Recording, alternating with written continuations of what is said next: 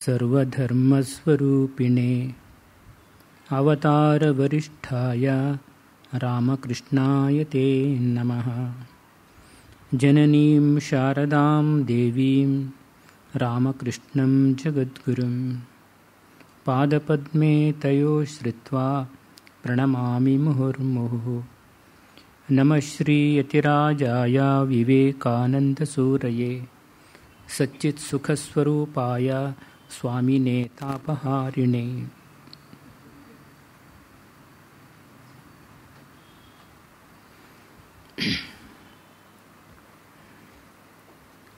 ಆತ್ಮೀಯ ಭಕ್ತರೇ, ರಾಮಕೃಷ್ಣ ವಚನವೇದ ಪುಸ್ತಕ ನಮಗೆಲ್ಲ ಪರಿಚಯನೇ ಇರತಕ್ಕಂಥದ್ದು.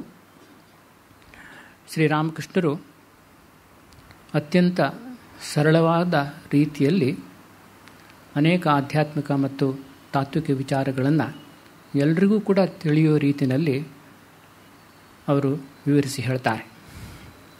ಅತ್ಯಂತ ಸಾಮಾನ್ಯ ಉದಾಹರಣೆಯ ಮೂಲಕ ನಮ್ಮ ದೈನಂದಿನ ಜೀವನದಲ್ಲಿ ನಾವು ಗಮನಿಸ್ತಕ್ಕಂಥ ಅನೇಕ ಉದಾಹರಣೆಗಳನ್ನು ಅವರು ತಗೊಂಡ್ಬಿಟ್ಟು ಎಲ್ರಿಗೂ ಕೂಡ ಮನಮುಟ್ಟುವ ರೀತಿಯಲ್ಲಿ ಅವರು ವಿವರಿಸ್ತಾರೆ. ಅದೆಲ್ಲ ನಿಮಗೆ ಗೊತ್ತಿರತಕ್ಕಂಥ ವಿಷಯ.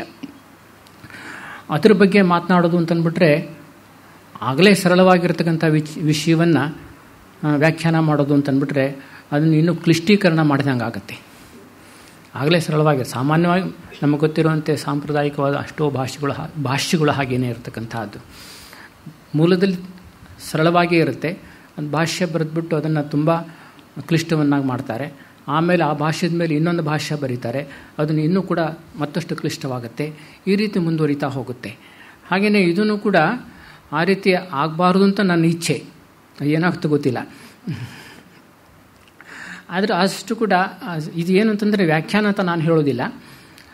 ಶ್ರೀರಾಮಕೃಷ್ಣರ ಚಿಂತನೆಗಳನ್ನು ಕುರಿತಾಗಿ, ಅವರ ವಿಚಾರಗಳನ್ನು ಕುರಿತಾಗಿ ನಾವು ವೈಯಕ್ತಿಕವಾಗಿ ಸ್ವಲ್ಪ ಚಿಂತನೆಯನ್ನು ನಡೆಸ್ತಕ್ಕಂಥದ್ದು, ಅದನ್ನು ಮೆಲುಕು ಹಾಕೋದಕ್ಕೆ ಇದೊಂದು ಅವಕಾಶ ಅಂತಂದ್ಬಿಟ್ಟು ನಾವು ಇದನ್ನು ಸ್ವೀಕರಿಸೋಣ. ಆ ರೀತಿ ಮಾಡೋಣ. ಅದನ್ನು ವ್ಯಾಖ್ಯಾನ ಅಂತ ತಿಳ್ಕೊಬೇಡಿ, ಇದು ನನ್ನ ಇಂಟರ್ಪ್ರಿಟೇಷನ್ ಅಂತಕ್ಕಂಥ ನೀವು ತಿಳ್ಕೊಬೇಡಿ. ಇದು ಸ್ವಾಭಾವಿಕವಾಗಿ ಶ್ರೀರಾಮಕೃಷ್ಣರ ಬಗ್ಗೆ ಅವರ ವಚನಭೇದವನ್ನು ಓದಿದಾಗ ನಾವು ಬಂದಿರತಕ್ಕಂಥ ಆಲೋಚನೆಗಳು, ಚಿಂತನೆಗಳನ್ನು ನಾನು ನಿಮ್ಮೊಡನೆ ಹಂಚ್ಕೋತೀನಿ ಅಷ್ಟೇ. ಮೊದಲನೇದಾಗಿ ಸ್ವಲ್ಪ ಪೀಠಿಕಾ ರೂಪದಲ್ಲಿ ಶ್ರೀರಾಮಕೃಷ್ಣರ ಬಗ್ಗೆ ನಾನು ಹೇಳೋದಕ್ಕೆ ಇಷ್ಟಪಡ್ತೀನಿ.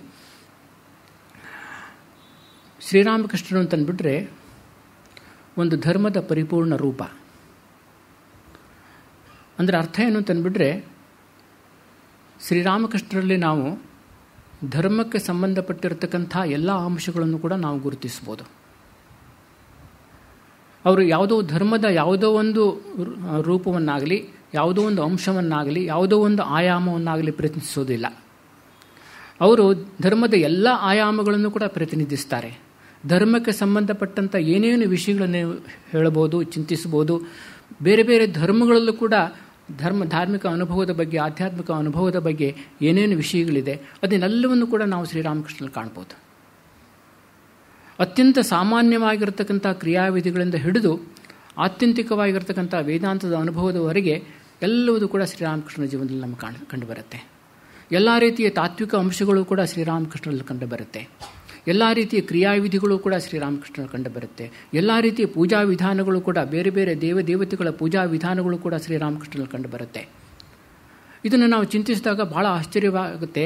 ಒಬ್ಬ ವ್ಯಕ್ತಿ ಇಷ್ಟೊಂದು ಸಾಧನೆ ಹೇಗೆ ಮಾಡೋಕ್ಕೆ ಸಾಧ್ಯ ಆಯಿತು ಅಂತಂದ್ಬಿಟ್ಟು. ನಮ್ಮ ಇತಿಹಾಸದಲ್ಲಿ ಇಂಥ ಒಬ್ಬ ವ್ಯಕ್ತಿ ನಾವು ಕಾಣೋದೇ ಇಲ್ಲ. ಎಲ್ಲ ಧರ್ಮಗಳನ್ನು ಕೂಡ, ಎಲ್ಲ ವಿಷಯಗಳನ್ನು ಕೂಡ, ಎಲ್ಲ ಆಧ್ಯಾತ್ಮಿಕ ಸಾಧನೆಗಳನ್ನು ಕೂಡ, ಎಲ್ಲ ಅನುಭವಗಳನ್ನು ಕೂಡ ತಮ್ಮ ಜೀವನದಲ್ಲಿ ಮೈಗೂಡಿಸ್ಕೊಂಡಿರ್ತಕ್ಕಂಥವ್ರು. ಅದಕ್ಕೋಸ್ಕರವಾಗಿ ನಾವು ಶ್ರೀರಾಮಕೃಷ್ಣನ ಧರ್ಮದ ಒಂದು ಪರಿಪೂರ್ಣ ರೂಪ ಅಂತ ನಾವು ಅತ್ಯಂತ ಸಾಮಾನ್ಯ, ಧರ್ಮಕ್ಕೆ ಸಂಬಂಧಪಟ್ಟ ಅತ್ಯಂತ ಸಾಮಾನ್ಯ ವಿಷಯಗಳಿಂದ ಹಿಡಿದು ಅತ್ಯಂತ ಹಿರಿದಾಗಿರ್ತಕ್ಕಂಥ ಉನ್ನತವಾಗಿರ್ತಕ್ಕಂಥ ವಿಚಾರಗಳು ಕೂಡ ಶ್ರೀರಾಮಕೃಷ್ಣರಲ್ಲಿದೆ. ಸಾಮಾನ್ಯವಾಗಿ ನಾವು ಧರ್ಮದ ಬಗ್ಗೆ ಹೇಳುವಾಗ, ಯೋಚನೆ ಮಾಡುವಾಗ ಅನೇಕ ಸಾಧು ಸಂತರಿದ್ದಾರೆ, ಯೋಗಿಗಳಿದ್ದಾರೆ, ಮಹಾಪುರುಷರಿದ್ದಾರೆ.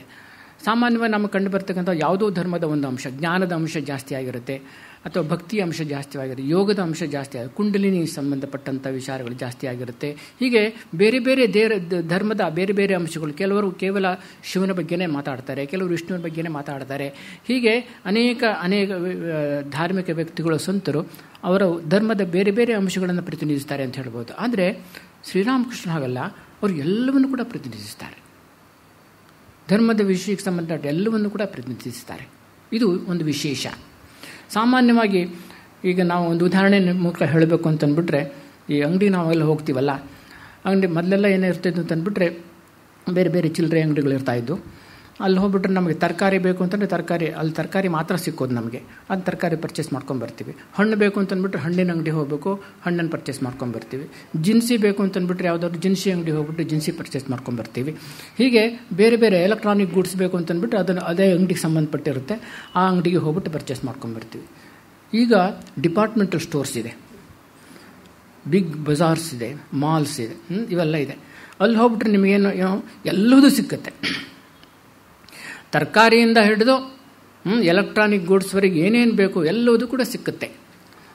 ಊಟನೂ ಸಿಕ್ಕತ್ತೆ, ತಿಂಡಿನೂ ಸಿಕ್ಕತ್ತೆ. ಈಗ ಇಂಥ ಸಿನಿಮಾನೂ ಕೂಡ ನೋಡ್ಕೊಂಬರ್ಬೋದು. ಆ ಥರ ಎಲ್ಲವೂ ಕೂಡ ಅಲ್ಲಿ ನಿಮಗೆ ಸಿಕ್ಕತ್ತೆ. ಹಾಗೆ ಶ್ರೀರಾಮಕೃಷ್ಣರು ಹಾಗೆಯೇ ಎಲ್ಲವನ್ನು ಕೂಡ ಅಲ್ಲಿ ನಾವು ಪಡಿಬೋದು. ಧರ್ಮಕ್ಕೆ ಸಂಬಂಧಪಟ್ಟು ಏನೇನು ಬೇಕಾದರೂ ಎಲ್ಲವನ್ನು ಕೂಡ ಸಿಕ್ಕತ್ತಲ್ಲಿ. ಆ ರೀತಿಯ ಒಂದು ವಿಶೇಷವಾಗಿರ್ತಕ್ಕಂಥ ವ್ಯಕ್ತಿತ್ವ ಅವರು. ಅವ್ರ ಬಗ್ಗೆ ಒಬ್ಬರು ಭಾಳ ಚೆನ್ನಾಗಿ ನನಗೆ ತುಂಬ ಇಷ್ಟವಾದದ್ದು, ಒಬ್ಬರು ಫ್ರಿಚ್ ಆಫ್ ಸ್ಕ್ವಾನ್ ಅಂತಂದ್ಬಿಟ್ಟು ಒಬ್ಬರು ಪಾಶ್ಚಾತ್ಯ ಚಿಂತಕರು ಶ್ರೀರಾಮಕೃಷ್ಣರ ಬಗ್ಗೆ ಹೇಳಿದ್ದು ಭಾಳ ಚೆನ್ನಾಗಿದೆ. Sri Ramakrishna is a universal figure. In him there is something which defy all categorisation. He is a living symbol of inner unity of all religions ಅಂತ ಹೇಳ್ತಾರೆ. ಅವರು ಒಂದು ವಿಶ್ವ ಮಾನವರಿದ್ದ ಹಾಗೆ, ಅವರು ಯೂನಿವರ್ಸಲ್ ಫಿಗರ್.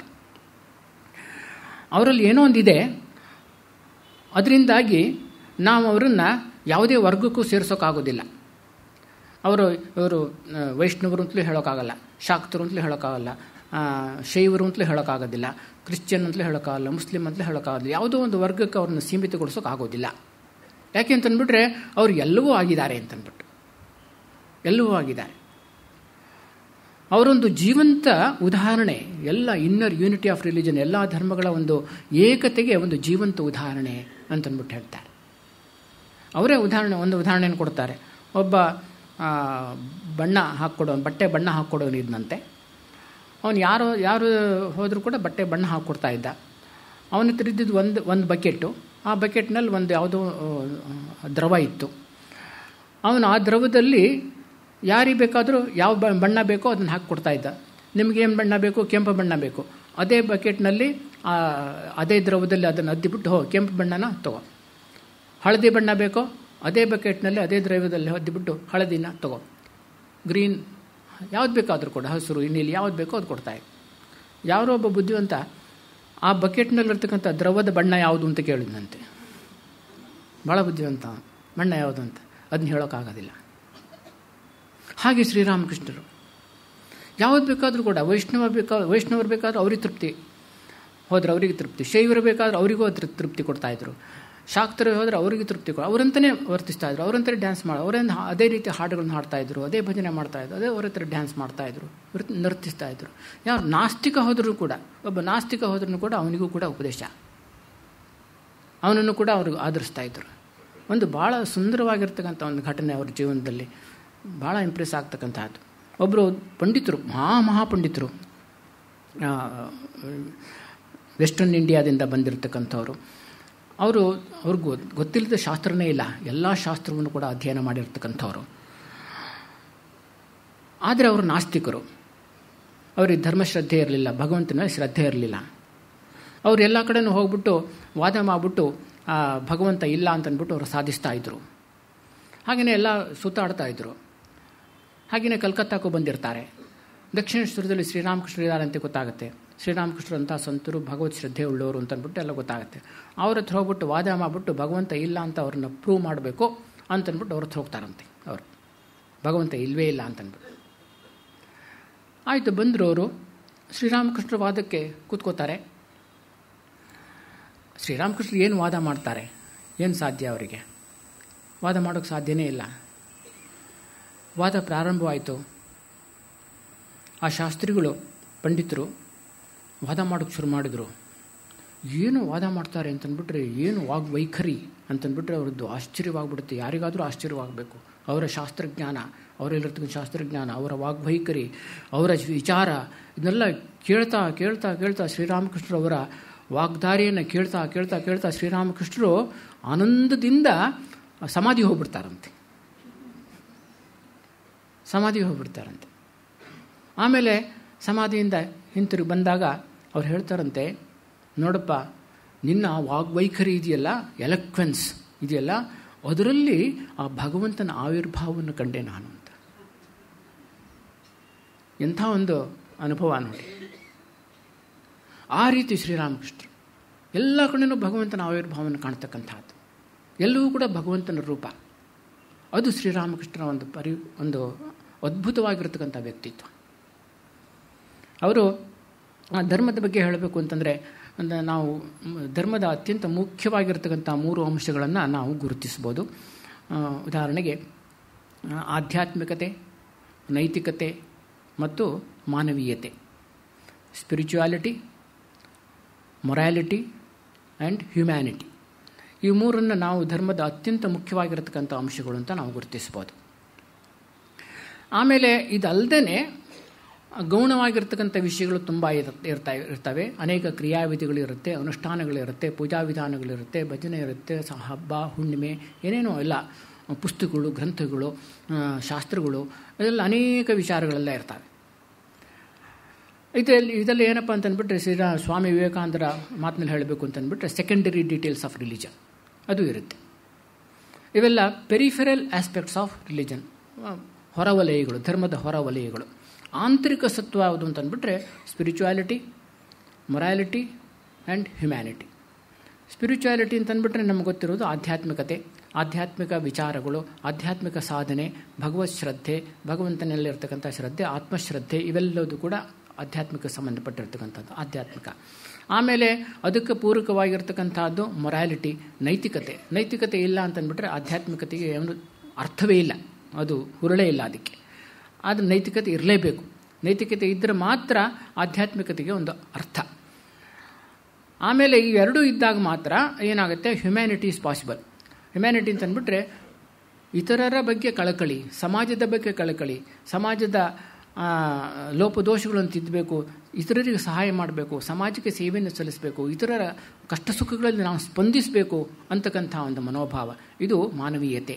ಈ ಮಾನವೀಯತೆಯೂ ಕೂಡ ಅತ್ಯಂತ ಮುಖ್ಯವಾಗಿರ್ತಕ್ಕಂಥದ್ದು. ಇದಲ್ಲದೆ ಇದೆಲ್ಲ ಬೇರೆ ಬೇರೆ ಕ್ರಿಯಾವಿಧಿಗಳೆಲ್ಲ ಇರುತ್ತೆ, ಪೆರಿಫೆರಲ್ ಆಸ್ಪೆಕ್ಟ್ಸ್ ಆಫ್ ರಿಲಿಜನ್ ಇರುತ್ತೆ. ಈ ಒಂದು ಉದಾಹರಣೆ ಕೊಡಬೇಕು ಅಂತಂದರೆ, ಒಂದು ಮರ ಇರುತ್ತೆ ಅಂತ ಇಟ್ಕೊಳ್ಳಿ, ದೊಡ್ಡದು ಮರ.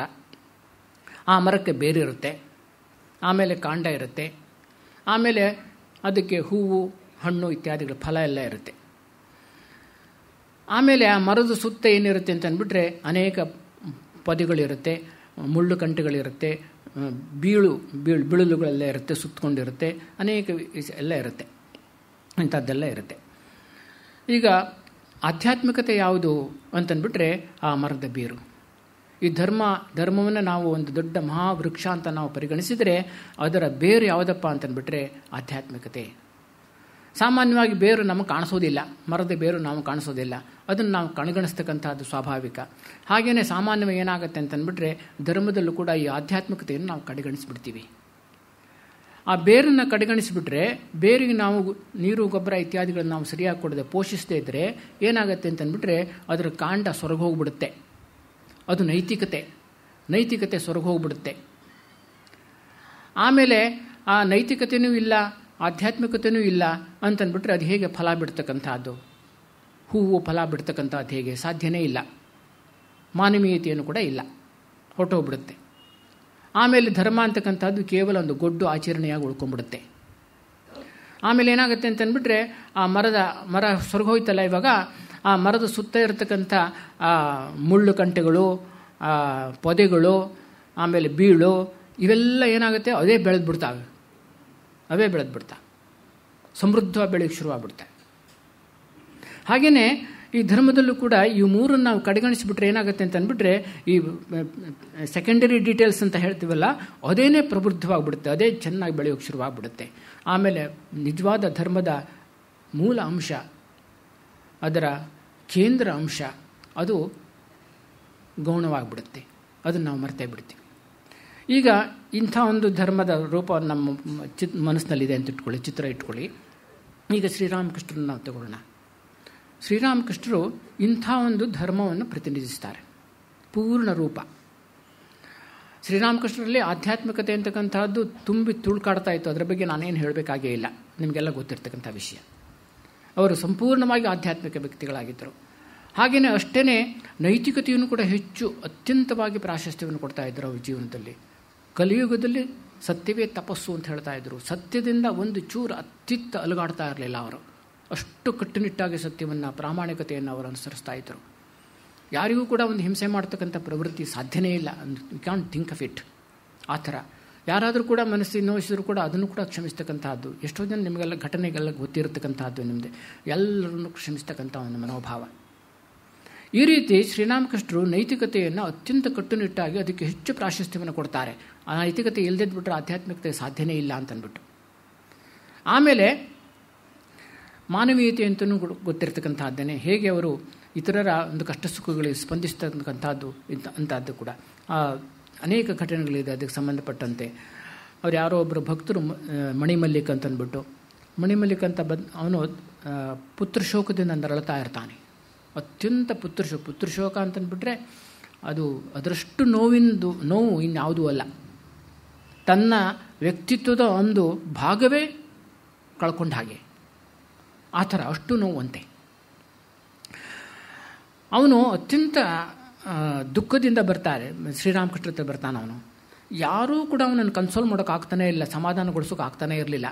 ಎಲ್ಲರೂ ಕೂಡ ಏನಪ್ಪ ಹೇಳೋದು, ಅಯ್ಯೋ ಇದೆಲ್ಲ ಸ್ವಾಭಾವಿಕಪ್ಪ, ಇದಕ್ಕೆ ಯಾಕೆ ಯೋಚನೆ ಮಾಡ್ತೀಯ, ಒಂದಲ್ಲ ಒಬ್ಬರು ಸಾಯೋದೆ ತಾನೆ, ಅದಕ್ಕೆ ಯಾಕೆ ಯೋಚನೆ ಮಾಡ್ತೀಯ ಅಂತ ಆ ರೀತಿ ಮಾಮೂಲು ಇದಿರುತ್ತಲ್ಲ ಸಮಾಧಾನ ಮಾಡ್ತಕ್ಕಂಥ ಅದು ಮಾಡ್ತಾಯಿದ್ರು. ಅದರಿಂದ ಏನೂ ಕೂಡ ಅವನಿಗೆ ಪ್ರಯೋಜನ ಆಗ್ತಾ ಇರಲಿಲ್ಲ. ಮತ್ತಷ್ಟು ದುಃಖ ಜಾಸ್ತಿ ಆಗ್ತಾಯಿತ್ತು. ಅವನು ಅಂಥ ಒಂದು ದಾರುಣ ಪರಿಸ್ಥಿತಿನಲ್ಲಿ ಶ್ರೀರಾಮಕೃಷ್ಣ ಹತ್ರ ಬರ್ತಾನೆ. ಬಂದಾಗ ಶ್ರೀರಾಮಕೃಷ್ಣರು ಅವನ ಪುತ್ರಶೋಕದ ಬಗ್ಗೆ ಅವನ ಕಥೆಯೆಲ್ಲ ಗೋಳು ಅವ್ರ ದಾರುಣ ಕಥೆಯನ್ನು ಕೇಳ್ತಾ ಇರ್ತಾರೆ. ಕೇಳ್ತಾ ಅವ್ರೇನು ಮಾಡ್ತಾರೆ, ಅವರೇನು ಸಮಾಧಾನ ಮಾಡೋಕ್ಕೆ ಹೋಗಲಿಲ್ವಂತೆ. ಅವರು ಅವನ ಜೊತೆ ಅಳೋಕ್ಕೆ ಶುರು ಮಾಡಿದ್ರಂತೆ. ಅಳೋಕ್ಕೆ ಶುರು ಮಾಡ್ತಾರೆ. ಅವ್ರಿಗೆ ಗೊತ್ತಾಗತ್ತೆ ಪುತ್ರಶೋಕ ಎಂಥದ್ದು ಅಂತ ಅವ್ರಿಗೆ ಗೊತ್ತಾಗತ್ತೆ. ಅವರು ಅನ್ಕೋತಾ ಹೇಳ್ತಾರೆ, ಪುತ್ರಶೋಕ ಎಷ್ಟೊಂದು ದಾರುಣವಾದದ್ದು, ಎಂಥ ಒಂದು ದುಃಖಪ್ರದವಾಗಿರ್ತಕ್ಕಂಥದ್ದು ನನಗೆ ಗೊತ್ತದು, ಐ ನೋ ಇಟ್. ಅವರು ಕೂಡ ಅದನ್ನು ಅವನ ಜೊತೆ ಅನುಭವಿಸ್ತಾರೆ, ಎಂಪತೈಸಿಂಗ್ ಆ ರೀತಿ ಅನುಭವಿಸ್ತಾರೆ.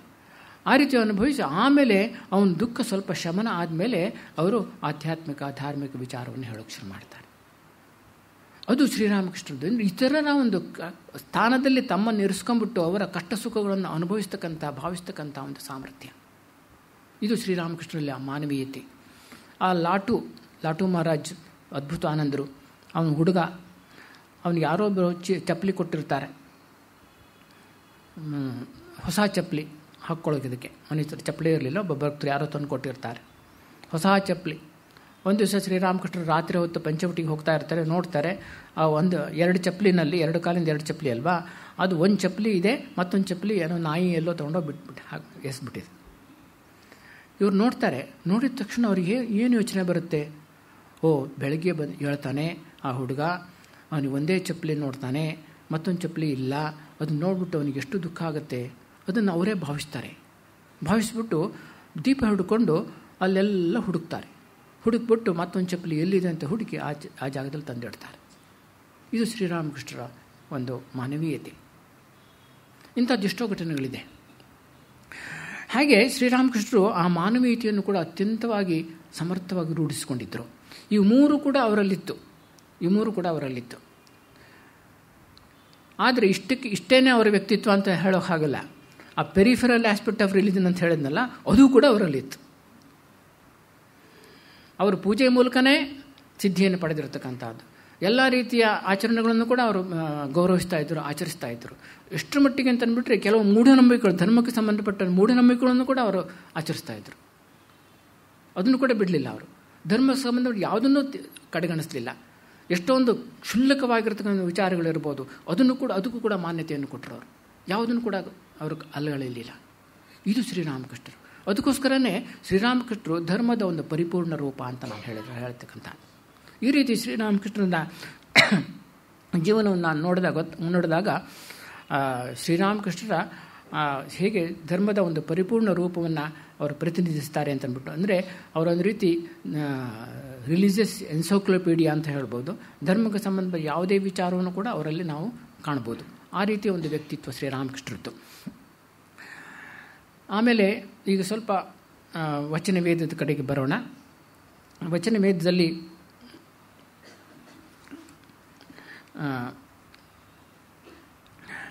ಇದರ ಮೂಲ ನಿಮಗೆ ಗೊತ್ತಿರುವಂತೆ ಬಂಗಾಲಿನಲ್ಲಿ ಶ್ರೀರಾಮಕೃಷ್ಣ ಕಥಾಮೃತ ಅಂತಂದ್ಬಿಟ್ಟು ಇದರ ಮೂಲ ಹೆಸರು, ವಚನ ವೇದದ ಮೂಲ ಹೆಸರು. ಆ ವಚನ ವೇದ ಕಥಾಮೃತ ಅಂತ ಯಾಕೋಸ್ಕರ ಹೆಸರು ಕೊಟ್ಟರು ಅಂತಂದ್ಬಿಟ್ರೆ, ಭಾಗವತದಲ್ಲಿ ಒಂದು ಪ್ರಸಿದ್ಧವಾದ ಶ್ಲೋಕ ಇದೆ. ಸಾಮಾನ್ಯವಾಗಿ ವಚನ ವೇದವನ್ನು ಹೇಳುವಾಗ ಆ ಶ್ಲೋಕವನ್ನು ಹೇಳೋದುಂಟು. ತವ ಕಥಾಮೃತಂ ತಪ್ತ ಜೀವನಂ ಕವಿಭಿರೀಡಿತಂ ಕಲ್ಮಶಾಪಹಂ ಶ್ರವಣಮಂಗಲಂ ಶ್ರೀಮದಾತತಂ ಭುವಿ ಗೃಣಂತಿತೆ ಭೂರಿದಾ ಜನಾಹ ಅಂತಂದ್ಬಿಟ್ಟು ಕೃಷ್ಣನಿಗೆ ಸಂಬಂಧಪಟ್ಟಂತೆ ಭಾಗವತಿಗೆ ಸಂಬಂಧಪಟ್ಟಂತೆ ಭಾಗವತದಲ್ಲಿ ಬರ್ತಕ್ಕಂಥ ಒಂದು ಶ್ಲೋಕ. ಅಂದರೆ ತವ ಕಥಾಮೃತಂ ಅಂತಂದ್ಬಿಟ್ರೆ ನಿನ್ನ ಕಥಾಮೃತ, ಅಂದರೆ ಭಗವಂತನ ಕಥಾಮೃತ, ಶ್ರೀಕೃಷ್ಣನ ಕಥಾಮೃತ, ಅವರ ಜೀವನ ಮತ್ತು ಸಂದೇಶ. ಕಥಾ ಅಂತಂದ್ಬಿಟ್ರೆ ಅದಕ್ಕೆ ಎರಡು ಅರ್ಥನೂ ಹೇಳ್ಬೋದು, 2-3 ಅರ್ಥನೂ ಹೇಳ್ಬೋದು. ಕಥಾ ಅಂತಂದ್ಬಿಟ್ರೆ ಮಾತುಗಳು ಅಂತ ಒಂದು ಅರ್ಥ. ಮತ್ತು ಕಥಾ ಅಂತಂದ್ಬಿಟ್ರೆ ಈ ಕತೆ, ಕನ್ನಡದಲ್ಲಿ ಕತೆ ಅಂತ ಹೇಳ್ತೀವಲ್ಲ, ಸ್ಟೋರಿ, ಅದನ್ನು ಕೂಡ ಒಂದು ಅರ್ಥನ ಇದೆ. ಆಮೇಲೆ ಕಥಾ ಅಂತಂದರೆ ಇನ್ನೊಂದು ಅರ್ಥ ಸಂಭಾಷಣೆ ಅಂತ. ಸಂಭಾಷಣೆ ನಾವು ಕನ್ನಡದಲ್ಲಿ ಈ ಮಾತುಕತೆ ಅಂತ ಹೇಳ್ತೀವಲ್ಲ, ಈ ಮಾತುಕತೆಯಲ್ಲಿ ಈ 3 ಅರ್ಥನೂ ಅಡಗಿದೆ. ಮಾತು ಅನ್ನೋದು ಇದೆ, ಕತೆ ಅಂದರೆ ಸ್ಟೋರಿ ಅದನ್ನು ಕೂಡ ಇದೆ, ಮಾತುಕತೆ ಅಂದರೆ ಸಂಭಾಷಣೆ ಅಂತ ಅದನ್ನು ಕೂಡ ಇದೆ. ಈ 3 ಅರ್ಥ ಈ ಮಾತುಕತೆಯಲ್ಲಿ ಅಡಕವಾಗಿಬಿಟ್ಟಿದೆ ಅಂತ ಹೇಳ್ಬೋದು. ಈ ರೀತಿ ಇದು ಕಥಾಮೃತ, ಕಥಾ ಎನ್ನುವ ಶಬ್ದದ ಅರ್ಥ. ಅಮೃತ ಅಂತಂದ್ಬಿಟ್ರೆ ಅದು ಅಮೃತಪ್ರಾಯವಾಗಿರ್ತಕ್ಕಂಥದ್ದು, ಅತ್ಯಂತ ಮನಸ್ಸಿಗೆ ಆಹ್ಲಾದವನ್ನು, ಸಂತೋಷವನ್ನು, ಆನಂದವನ್ನು ಉಂಟು ಮಾಡ್ತಕ್ಕಂಥದ್ದು ಅಂತಂದ್ಬಿಟ್ಟು ಆ ಅರ್ಥದಲ್ಲಿ ಅಮೃತ ಅಂತ. ಮತ್ತು ಇನ್ನೊಂದು ಅರ್ಥದಲ್ಲಿ ಅಂತಂದ್ಬಿಟ್ರೆ ಅದು ಮೃತ ಅಂತಂದ್ಬಿಟ್ರೆ ಸಾವು ಅಂತ, ಅಮೃತ ಅಂತಂದ್ಬಿಟ್ರೆ ಸಾವಿಲ್ಲದೆ ಇರ್ತಕ್ಕಂಥದ್ದು, ಸಾವಿಲ್ಲದ ಸ್ಥಿತಿಯನ್ನು ಕೊಡ್ತಕ್ಕಂಥದ್ದು ಅಂತಂದ್ಬಿಟ್ಟು, ಸಾವಿಲ್ಲದ ಸ್ಥಿತಿಯನ್ನು ಕೊಡ್ತಕ್ಕಂಥದ್ದು, ಎಟರ್ನಲ್ ಲೈಫ್ ಅದನ್ನು ಕೊಡ್ತಕ್ಕಂಥದ್ದು, ಅಂದರೆ ಮುಕ್ತಿಯನ್ನು ಕೊಡ್ತಕ್ಕಂಥದ್ದು ಅಂತ, ಮುಕ್ತಿಪ್ರದವಾಗಿರ್ತಕ್ಕಂಥದ್ದು ಅಂತ, ಎಲ್ಲ ಬಂಧನದಲ್ಲೂ ಕೂಡ ನಮ್ಮನ್ನು ಬಿಡಿಸ್ತಕ್ಕಂಥದ್ದು ಅಂತಂದ್ಬಿಟ್ಟು ಇದು ಅಮೃತ ಶಬ್ದದ ಅರ್ಥ. ಹೀಗೆ ಕಥಾಮೃತ ಅಂದರೆ ಭಗವಂತನ ಈ ಮಾತುಗಳು, ಈ ಸಂಭಾಷಣೆಗಳು ಆ ಅಮೃತಪ್ರಾಯವಾಗಿರ್ತಕ್ಕಂಥದ್ದು ಅಂತಂದ್ಬಿಟ್ಟು. ಈಗ ಈ ತವ ಕಥಾಮೃತಂ ತಪ್ತ ಜೀವನ, ಯಾರು ಜೀವನದಲ್ಲಿ ಅನೇಕ ತಾಪತ್ರಯಗಳಿಂದ ತಪ್ತರಾಗಿರ್ತಕ್ಕಂಥವ್ರು, ಬೆಂದವರಿಗೆ ಅದು ಅಮೃತಪ್ರಾಯವಾಗಿರ್ತಕ್ಕಂಥದ್ದು ಅಂತಂದ್ಬಿಟ್ಟು ಕಥಾಮೃತ. ಆಮೇಲೆ ಇನ್ನೊಂದೇನಪ್ಪ ಅಂತಂದ್ಬಿಟ್ರೆ ತಪ್ತ ಜೀವನ ಕವಿಬಿರಿ ಹಿಡಿತಂ ಅಂತಂದ್ರೆ ಕವಿಬಿಹಿ ಅಂದರೆ ಜ್ಞಾನಿಗಳು, ಅವರು ಇದನ್ನು ಹೇಳಿರ್ತಕ್ಕಂಥದ್ದು, ಅವರು ಇದನ್ನು ಆರಾಧಿಸಿರ್ತಕ್ಕಂಥದ್ದು, ಅನುಭವಿಸಿರ್ತಕ್ಕಂಥದ್ದು. ಕವಿಬಿರಿ ಹಿಡಿತಂ ಕಲ್ಮಶಾಪಹಂ, ಇದು ಎಲ್ಲ ಕಲ್ಮಶಗಳನ್ನು ಕೂಡ, ಮನಸ್ಸಿನ ಎಲ್ಲ ಕೊಳೆಯನ್ನು ಕೂಡ ಅದು ನಾಶ ಮಾಡ್ತಕ್ಕಂಥದ್ದು ಅಂತಂದ್ಬಿಟ್ಟು. ಯಾರು ಇದನ್ನು ಎಲ್ಲ ಕಡೆ ಪ್ರಸಾರ ಮಾಡ್ತಾರೋ ಭೂರಿದಾ ಜನಾಹ, ಅವರು ನಿಜವಾಗೂ ಕೂಡ ಸಂಪತ್ತನ್ನು ಜಗತ್ತಿಗೆ ಕೊಡ್ತಾರೆ, ವಿಶೇಷವಾಗಿರ್ತಕ್ಕಂಥ ಸಂಪತ್ತು. ಅದೇ ನಿಜವಾಗಿರ್ತಕ್ಕಂಥ ದಾನ ಅಂತಂದ್ಬಿಟ್ರು. ಆಧ್ಯಾತ್ಮಿಕ ದಾನ, ಆಧ್ಯಾತ್ಮಿಕ ಜ್ಞಾನದಾನ ಇದೆಯಲ್ಲ, ಅದೇ ಅತ್ಯಂತ ಶ್ರೇಷ್ಠವಾಗಿರ್ತಕ್ಕಂಥ ದಾನ ಅಂತಂದ್ಬಿಟ್ಟು ಹೇಳ್ತಾರೆ. ಆ ರೀತಿ ಇಡೀ ಜಗತ್ತಿಗೆ ಈ ಒಂದು ಸಂದೇಶವನ್ನು, ಭಗವತ್ ಸಂದೇಶವನ್ನು ಯಾರು ಹರಡ್ತಾರೋ ಅವರೇ ನಿಜವಾಗಿರ್ತಕ್ಕಂಥ ಜ್ಞಾನಿಗಳು, ಅವರೇ ಶ್ರೇಷ್ಠ ದಾನಿಗಳು ಅಂತಂದ್ಬಿಟ್ಟು ಆ ಶ್ಲೋಕ ಹೇಳುತ್ತೆ. ಹಾಗೆಯೇ ಈ ಕಥಾಮೃತವೂ ಕೂಡ ಅದೇ ರೀತಿಯಾಗಿರ್ತಕ್ಕಂಥದ್ದು ಅಂತಂದ್ಬಿಟ್ಟು. ಈ ಕಥಾಮೃತಕ್ಕೆ ಅದಕ್ಕಿಂತ ಮುಂಚೆ ಇದಕ್ಕೆ ಲೀಲಾಮೃತ ಅಂತಂದ್ಬಿಟ್ಟು ಹೆಸರು ಕೊಟ್ಟಿದ್ರಂತೆ. ಆ ಲೀಲಾಮೃತ ಅಂತ ಹೆಸರು ಮೊದಲಿತ್ತು. ಆಮೇಲೆ ಏನು ಮಾಡ್ತಾರೆ ಅಂತಂದ್ಬಿಟ್ಟು ಈ ಭಾಗವತದ ಈ ಶ್ಲೋಕ ಅವ್ರಿಗೆ ಗಮನಕ್ಕೆ ಬಂದ ಮೇಲೆ ಅವರು ಕಥಾಮೃತ ಅಂತ ಇದಕ್ಕೆ ಹೆಸರು ಕೊಡ್ತಾರೆ. ಆ ರೀತಿ ಈ ಪುಸ್ತಕಕ್ಕೆ ಕಥಾಮೃತ ಅಂತಕ್ಕಂಥ ಒಂದು ಹೆಸರು ಅತ್ಯಂತವಾಗಿ ಅನ್ವಯ ಆಗ್ತಕ್ಕಂಥದ್ದು. ಆಮೇಲೆ ಇದನ್ನು ಇಂಗ್ಲೀಷ್ನಲ್ಲಿ ಇದಕ್ಕೆ ದಿ ಗಾಸ್ಪೆಲ್ ಆಫ್ ಶ್ರೀರಾಮಕೃಷ್ಣ ಅಂತ ಕರೀತಾರೆ. ಗಾಸ್ಪೆಲ್ ಅಂತಂದ್ರೆ ಏನು? ಗಾಸ್ಪೆಲ್ ಅಂತಂದ್ರೂ ಕೂಡ ಜೀವನ ಮತ್ತು ಸಂದೇಶ ಅಂತಂದ್ಬಿಟ್ಟು ಗಾಸ್ಪೆಲ್ ಅಂತಂದರೆ ಅದರ ನಿಜವಾದ ಅರ್ಥ. ಈಗ 4 ಗಾಸ್ಪೆಲ್ಸ್ ಬಗ್ಗೆ ನೀವು ಕೇಳಿರ್ತೀರ, ನ್ಯೂ ಟೆಸ್ಟಿಮೆಂಟ್ನಲ್ಲಿ ಬರ್ತಕ್ಕಂಥದ್ದು, ಈ ಯೇಸು ಕ್ರಿಸ್ತನ ಸಂಬಂಧಪಟ್ಟಿರ್ತಕ್ಕಂಥ ಅವರ ಭಕ್ತರು ಬರೆದಿರ್ತಕ್ಕಂಥದ್ದು 4 ಗಾಸ್ಪೆಲ್ಸ್ ಇದೆ. ಮ್ಯಾಥ್ಯೂ, ಲ್ಯೂಕ್, ಮಾರ್ಕ್, ಜಾನ್ ಅಂತಂದ್ಬಿಟ್ಟು 4 ಗಾಸ್ಪೆಲ್ಸ್ ಇದೆ. ಅದೆಲ್ಲವೂ ಕೂಡ ಏನನ್ನು ಹೇಳುತ್ತೆ ಅಂತಂದ್ಬಿಟ್ರೆ ಯೇಸು ಕ್ರಿಸ್ತನ ಜೀವನ ಸಂದೇಶದ ಬಗ್ಗೆ ಹೇಳ್ತಕ್ಕಂಥದ್ದು 4 ಗಾಸ್ಪೆಲ್ಸು. ಮತ್ತು ಇನ್ನೊಂದು ಅರ್ಥ ಏನಪ್ಪ ಅಂತಂದ್ಬಿಟ್ಟು ಜೀವನ ಸಂದೇಶ ಅಂತ ಮೊದಲನೇ ಅರ್ಥ. ಆಮೇಲೆ ಎರಡನೇ ಅರ್ಥ ಅಂತಂದ್ಬಿಟ್ರೆ ಯಾವುದನ್ನು ನಾನು ನಂಬ್ತೀನೋ, ಒಬ್ಬ ವ್ಯಕ್ತಿ ನಂಬಿ ಅನುಭವಿಸಿರ್ತಾನೋ ಅದನ್ನು ಬೇರೆಯವರು ಅನುಭವ ಆಗೋ ರೀತಿಯಲ್ಲಿ, ಅವರು ಅದನ್ನು ನಂಬುವ ರೀತಿಯಲ್ಲಿ ಅದನ್ನು ಬೋಧಿಸ್ತಕ್ಕಂಥದ್ದು, ಅದನ್ನು ಗಾಸ್ಪೆಲ್ ಅಂತ ಹೇಳ್ತಾರೆ. ಹಾಗೆ ಶ್ರೀರಾಮಕೃಷ್ಣರು ಯಾವುದನ್ನು ಅನುಭವಿಸಿದರೋ, ಯಾವುದನ್ನು ನಂಬಿದರೋ ಅದನ್ನು ಅವರು ಹೇಳ್ತಾರೆ. ಯಾವ ರೀತಿ ಹೇಳ್ತಾರೆ ಅಂತಂದ್ಬಿಟ್ರೆ ಬೇರೆಯವರು ಕೂಡ ಅದನ್ನು ನಂಬಿ ಅನುಸರಿಸುವಂತೆ ಮಾಡ್ತಾರೆ ಹೇಳೋದ್ರ ಮೂಲಕ. ಸುಮ್ಮನೆ ಹೇಳೋದಲ್ಲ, ಅದು ನಾವು ಹೇಳಿದಂಗಲ್ಲ. ಅವರು ಅನುಭವದ ಮೂಲಕ ಹೇಳಿರೋದ್ರಿಂದ, ಅತ್ಯಂತ ಶ್ರದ್ಧೆಯಿಂದ ಹೇಳಿರೋದ್ರಿಂದ ಅದು ಅದರ ಮೇಲೆ ಅದು ಅಪಾರವಾಗಿರ್ತಕ್ಕಂಥ ಪರಿಣಾಮವನ್ನು ಉಂಟು ಮಾಡುತ್ತೆ. ಅದಕ್ಕೆ ಹೇಳ್ತಾರೆ, ಶ್ರೀರಾಮಕೃಷ್ಣರ ಜೀವನವನ್ನು ಓದಿ ಭಗವತ್ ಶ್ರದ್ಧೆ ಬರದೇ ಇರೋಕ್ಕೆ ಸಾಧ್ಯನೇ ಇಲ್ಲ ಅಂತಂದ್ಬಿಟ್ಟು, ಅಷ್ಟರ ಮಟ್ಟಿಗೆ ಆ ರೀತಿ ಶ್ರೀರಾಮಕೃಷ್ಣರ ಜೀವನ ಅಷ್ಟರ ಮಟ್ಟಿಗೆ ಅಂತಂದ್ಬಿಟ್ಟು. ನಾನು ಯಾವುದೋ ಒಂದು ಪುಸ್ತಕ ಯಾರು ಲಿಂಗಾಯತ ಸ್ವಾಮಿಗಳೊಬ್ಬರು ಬರೆದಿರ್ತಕ್ಕಂಥ ಆತ್ಮನಿವೇದನೆ ಅಂತ ಒಂದು ಪುಸ್ತಕ ಇದೆ. ಅವರ ವೈಯಕ್ತಿಕವಾಗಿರ್ತಕ್ಕಂಥ ವಿಚಾರವನ್ನು ಹೇಳ್ಕೊಂಡಿದ್ದಾರೆ. ಅದು ಡೈರಿ ಅವ್ರ ಪರ್ಸನಲ್ ಡೈರಿ ಅದು. ಆ್ಯಕ್ಚುಲಿ ಅದನ್ನು ಆಮೇಲೆ ಪ್ರಕಟ ಮಾಡ್ತಾರೆ, ಆತ್ಮನಿವೇದನೆ ಅಂತಂದ್ಬಿಟ್ಟು. ಅದರಲ್ಲಿ ಒಂದು ಕಡೆ ಭಾಳ ಚೆನ್ನಾಗಿರತಕ್ಕಂಥ ವಿಚಾರ ಬರುತ್ತೆ. ಭಗವಂತ ಇದಾನೆ ಅಂತ ಹೇಳೋದಕ್ಕೆ 3 ಕಾರಣಗಳನ್ನು ಅವ್ರು ಕೊಡ್ತಾರೆ. ಒಂದು ಕಾರಣ ಏನಪ್ಪ ಅಂತಂದ್ಬಿಟ್ರೆ ಈ ಸೃಷ್ಟಿ, ಈ ವೈವಿಧ್ಯಮಯವಾಗಿರ್ತಕ್ಕಂಥ ಸೃಷ್ಟಿ, ಈ ಸೃಷ್ಟಿಯನ್ನು, ಈ ಮಿಸ್ಟೀರಿಯಸ್ ಕ್ರಿಯೇಷನ್ ಇದೆಯಲ್ಲ, ಇದನ್ನು ನೋಡಿದರೆ ಇದ್ರ ಹಿಂದೆ ಯಾವುದೋ ಒಂದು ಶಕ್ತಿ ಇರಬೇಕು, ಭಗವತ್ ಶಕ್ತಿ ಇರಲೇಬೇಕು, ಇಲ್ಲದ್ರೆ ಇಂಥ ಸೃಷ್ಟಿ ಸಾಧ್ಯನೇ ಇಲ್ಲ. ಆ ರೀತಿ ನಮಗೆ ಭಗವಂತ ಶ್ರದ್ಧೆ ಉಂಟಾಗತ್ತೆ ಅಂತಂದ್ಬಿಟ್ಟು. ಇದು ಒಂದನೇ ಕಾರಣ, ಭಗವಂತ ಇದ್ದಾನೆ ಅಂತ ಹೇಳೋದಕ್ಕೆ. ಎರಡನೇ ಕಾರಣ ಏನಪ್ಪ ಅಂತಂದ್ಬಿಟ್ರೆ ಈ ಅನೇಕ ಶಾಸ್ತ್ರಗಳೆಲ್ಲ ಹೇಳ್ತವೆ ಭಗವಂತ ಇದ್ದಾನೆ ಅಂತ. ಅನೇಕ ಸಾಧು ಸಂತರುಗಳೆಲ್ಲ ಇದ್ದಾರೆ. ಶಾಸ್ತ್ರ ಹೇಳುತ್ತೆ, ಶಾಸ್ತ್ರ ವೇದದಿಂದ ಹೇಳೋದು, ವೇದ, ಕುರಾನ್, ಬೈಬಲ್ ಎಲ್ಲ ಶಾಸ್ತ್ರಗಳು ಕೂಡ ಮತ್ತೆ ಮತ್ತೆ ಆ ಭಗವಂತನ ವಿಚಾರವಾಗಿ ಹೇಳ್ತವೆ. ಅದರಲ್ಲಿ ಶ್ರದ್ಧೆ ಹಿಡಿದೇ ಇರೋಕ್ಕೆ ಸಾಧ್ಯನೇ ಇಲ್ಲ, ಅದು ಶಾಸ್ತ್ರ ಸುಳ್ಳಾಗೋಕ್ಕೆ ಸಾಧ್ಯನೇ ಇಲ್ಲ. ಆದ್ದರಿಂದ ಭಗವಂತ ಇದ್ದಾನೆ ಅಂತ ಹೇಳೋದಕ್ಕೆ ಶಾಸ್ತ್ರಗಳು ಒಂದು ಪ್ರಮಾಣ. ಇನ್ನು ಮೂರನೇದು ಪ್ರಮಾಣ ಯಾವುದಪ್ಪ ಅಂತಂದ್ಬಿಟ್ರೆ ಅವ್ರು ಹೇಳ್ತಾರೆ ಶ್ರೀರಾಮಕೃಷ್ಣರ ಜೀವನ ಮತ್ತು ಸಂದೇಶ ಅಂತ. ಶ್ರೀರಾಮಕೃಷ್ಣರ ಜೀವನ ಮತ್ತು ಸಂದೇಶ, ಅವರ ಜೀವನ ಮತ್ತು ಸಂದೇಶವನ್ನು ಓದಿದಾಗ ಭಗವಂತನಲ್ಲಿ ಶ್ರದ್ಧೆ ಬರದೇ ಇರೋಕ್ಕೆ ಸಾಧ್ಯನೇ ಇಲ್ಲ ಅಂತಂದು ನಾಸ್ತಿಕರು ಕೂಡ ನಂಬಿಬಿಡಬೇಕು ಅಂತ. ಯಾಕೆಂದರೆ ಶ್ರೀರಾಮಕೃಷ್ಣರ ಜೀವನ ಅಂತಂದ್ಬಿಟ್ರೆ ಭಗವನ್ಮಯ, ಅದು ಬಿಟ್ಟರೆ ಇನ್ನೇನು ಇಲ್ಲವೇ ಇಲ್ಲ. ಆ ಥರ ಅವರದ್ದು ಜೀವನ. ಈ ರೀತಿ ಶ್ರೀರಾಮಕೃಷ್ಣರ ಜೀವನ ಅಂತಂದ್ಬಿಟ್ರೆ ಆ ಭಗವತ್ ಶ್ರದ್ಧೆಯನ್ನು ಉಂಟು ಮಾಡ್ತಕ್ಕಂಥದ್ದು. ಅವರು ಯಾವುದನ್ನು ಅನುಭವಿಸಿದರೋ ಅದನ್ನು ಬೇರೆಯವರಿಗೆ ಅದನ್ನು ಹೇಳಿದರು. ಇದು ಗಾಸ್ಪೆಲ್ ಅನ್ನೋ ಅರ್ಥ, ಎರಡನೇ ಅರ್ಥ. ಇನ್ನೊಂದು ಮೂರನೇ ಅರ್ಥ ಅಂತಂದ್ಬಿಟ್ರೆ ಇಂಗ್ಲೀಷ್ನಲ್ಲಿ ಹೇಳ್ತಾರೆ ಗಾಸ್ಪೆಲ್ ಟ್ರುತ್ ಅಂತಂದ್ಬಿಟ್ಟು. ಗಾಸ್ಪೆಲ್ ಟ್ರುತ್ ಅಂತಂದ್ಬಿಟ್ರೆ ಪೂರ್ಣ ಸತ್ಯ, ಅದನ್ನು ನಂಬಲೇಬೇಕು, ಪೂರ್ಣ ಸತ್ಯ, ಎಲ್ಲ ರೀತಿಯಲ್ಲೂ ಅದು ಸತ್ಯ ಅಂತ ಗಾಸ್ಪೆಲ್ ಟ್ರುತ್ ಅಂತ ಹೇಳ್ತಾರೆ. ಆ ದೃಷ್ಟಿಯಲ್ಲೂ ಕೂಡ ಇದು ವಚನ ವೇದ ಅಂತಕ್ಕಂಥದ್ದು ಹೇಳ್ತಾರಲ್ಲ, ಇದು ನಿಜವಾಗೂ ಕೂಡ ಆ ಗಾಸ್ಪೆಲ್ ಅನ್ನೋ ಶಬ್ದಕ್ಕೆ ಅನ್ವರ್ಥವಾಗಿದೆ. ಮತ್ತು ಇದನ್ನು ಕನ್ನಡದಲ್ಲಿ ನಾವು ವಚನ ವೇದ ಅಂತ ಕರಿತೀವಿ, ಶ್ರೀರಾಮಕೃಷ್ಣರ ವಚನ ವೇದ ಅಂತ ಅಂದ್ಬಿಟ್ಟು. ಮೊದಲು ಇದನ್ನು ಕೆಲವರು ಅನುವಾದ ಮಾಡಿದರು ಇದನ್ನು ಬೆಂಗಾಲಿಯಿಂದ. ಅದನ್ನು ಶ್ರೀರಾಮಕೃಷ್ಣ ವಚನಾಮೃತ ಅಂತ ಕರೆದಿದ್ದರು, ಅದನ್ನು ಶ್ರೀರಾಮಕೃಷ್ಣ ವಚನಾಮೃತ ಅಂತ ಅಂದ್ಬಿಟ್ಟು. ಆಮೇಲೆ ಅದನ್ನು ಸಂಪೂರ್ಣವಾಗಿ ಅನುವಾದ ಆದಮೇಲೆ ಅದಕ್ಕೆ ಕುವೆಂಪುರವರು ಮುನ್ನುಡಿ ಬರೆದ್ಬಿಟ್ಟು ಇವರೇ ಆ ಹೆಸರನ್ನು ಕೂಡ ಕೊಡ್ತಾರೆ, ಶ್ರೀರಾಮಕೃಷ್ಣ ವಚನ ವೇದ ಅಂತಕ್ಕಂಥ ಹೆಸರನ್ನು ಕೊಡ್ತಾರೆ. ಶ್ರೀರಾಮಕೃಷ್ಣರ ವಚನ ವೇದ ಅಂತ ಹೆಸರು ಯಾತಕ್ಕೆ ಕೊಟ್ಟರು ಅನ್ನೋದನ್ನು ಕೂಡ ಅವರು ತಮ್ಮ ಮುನ್ನುಡಿಯಲ್ಲಿ ಹೇಳಿದ್ದಾರೆ. ಏನು ಅಂತಂದ್ಬಿಟ್ರೆ ಅವ್ರು ಹೇಳ್ತಾರೆ, ಇದು ವಚನ ವೇದ, ಇದೊಂದು ವೇದ. ವೇದ ಅಂತಂದ್ರೆ ಏನು? ವೇದ ಅಂತಂದರೆ ಒಂದು ಪುಸ್ತಕ ಅಲ್ಲ. ಸ್ವಾಮಿ ವಿವೇಕಾನಂದ ಹೇಳ್ತಾರೆ, Veda is not a book. By Veda we don't mean a book ಅಂತ ಹೇಳ್ತಾರೆ. ಅದೊಂದು ಪುಸ್ತಕ ಅಲ್ಲ. ವೇದ ಅಂತಂದ್ಬಿಟ್ರೆ ಏನಪ್ಪ ಅಂತಂದ್ಬಿಟ್ರೆ ಶಾಶ್ವತವಾಗಿರ್ತಕ್ಕಂಥ ಸತ್ಯಗಳ ಒಂದು ಸಂಗ್ರಹ ಅಷ್ಟೇ. ಆ ಶಾಶ್ವತವಾಗಿರ್ತಕ್ಕಂಥ ಸತ್ಯ ಯಾವಲ್ಲೂ ಕೂಡ ಇರತಕ್ಕಂಥದ್ದು, ಅದನ್ನು ಋಷಿ ಮುನಿಗಳು ಕಂಡುಕೊಂಡ್ರು ಅಷ್ಟೇ, ಕಂಡುಹಿಡಿದ್ರು ಅಷ್ಟೇ, ಡಿಸ್ಕವರರ್ ಅವರು ಅಷ್ಟೇ. ಅಲ್ಲಿ ಅದು ಯಾವಾಗಲೂ ಇರತಕ್ಕಂಥ ಸತ್ಯಗಳು, ಎಟರ್ನಲ್ ಟ್ರೂತ್ಸ್, ಅದನ್ನು ತಮ್ಮ ಒಂದು ಧ್ಯಾನದ ಸ್ಥಿತಿಯಲ್ಲಿ ಒಂದು ಇಂಟ್ಯೂಟಿವ್ ಆಗಿ ಅದನ್ನು ಅಂತರ್ದೃಷ್ಟಿಯಿಂದ ಅದನ್ನು ಕಂಡುಕೊಂಡ್ರು. ಆದ್ದರಿಂದ ಅದು ವೇದ. ವೇದ ಅಂತಂದ್ರೆ ಜ್ಞಾನ ಅಂತ ಅಂದ್ಬಿಟ್ಟು ಅದೊಂದು ಜ್ಞಾನರಾಶಿ. ಅದು ಕೇವಲ ವೇದಕ್ಕೆ ಮಾತ್ರ ವೇದ ಅಂತ ಈಗ ನಾವು 4 ವೇದ ಅಂತ ಹೇಳ್ತೀವಲ್ಲ, ಅದಕ್ಕೆ ಮಾತ್ರ ಸೀಮಿತವಾಗಿರಬೇಕು ಅಂತ ಏನಿಲ್ಲ. ಅದೊಂದು ಮುಗಿದು ಹೋಗಿರ್ತಕ್ಕಂಥ ಪುಸ್ತಕ ಅಲ್ಲ. ಯಾವಾಗ ಯಾರು ಬೇಕಾದರೂ ಕೂಡ ಆ ವೇದವನ್ನು ವಿಸ್ತರಿಸ್ತಾ ಹೋಗ್ಬೋದು. ಶ್ರೀರಾಮಕೃಷ್ಣರ ಮಾತುಗಳು ಕೂಡ ವೇದನೆ. ಆ ದೃಷ್ಟಿಯಿಂದ ಅವರು ಕೂಡ ತಮ್ಮ ಸ್ವಂತ ಕೈನಲ್ಲಿ ಕೂತ್ಕೊಂಡು ಬರೆದಿರ್ತಕ್ಕಂಥದ್ದೆಲ್ಲ ಏನೋ ಅಲ್ಲ. ಅದಕ್ಕೋಸ್ಕರ ಅಪೌರುಷೇಯ ಅಂತ ಹೇಳ್ತಾರೆ. ಅಪೌರುಷೇಯ ಅಂತಂದ್ಬಿಟ್ರೆ ಏನಂದರೆ ಪುರುಷನ ಬುದ್ಧಿಶಕ್ತಿಯಿಂದ ಬಂದಿರತಕ್ಕಂಥದ್ದಲ್ಲ. ನಾವು ಒಂದು ಪುಸ್ತಕ ಬರೆದ್ರೆ ಅದು ಪೌರುಷೇಯ ಆಗುತ್ತೆ. ಅಂದರೆ ಪುರುಷ ಬರೆದಿರ್ತಕ್ಕಂಥದ್ದು, ಒಬ್ಬ ವ್ಯಕ್ತಿ ಕೂತ್ಕೊಂಡು ಬರೆದಿರ್ತಕ್ಕಂಥ, ಯೋಚನೆ ಮಾಡಿ ಬರೆದಿರ್ತಕ್ಕಂಥದ್ದು. ಇದು ಅಪೌರುಷೇಯ. ಅಪೌರುಷೇಯ ಅಂತಂದ್ಬಿಟ್ರೆ ಅದು ಒಬ್ಬ ವ್ಯಕ್ತಿ ತನ್ನ ಬುದ್ಧಿಶಕ್ತಿಯನ್ನು ಉಪಯೋಗಿಸ್ಕೊಂಡ್ಬಿಟ್ಟು ಕೂತ್ಕೊಂಡು ಬರೆದಿರ್ತಕ್ಕಂಥ ಪುಸ್ತಕ ಅಲ್ಲ. ಅದು ಅನುಭವದಲ್ಲಿ ಬಂದಿರತಕ್ಕಂಥ ವಿಷಯಗಳು.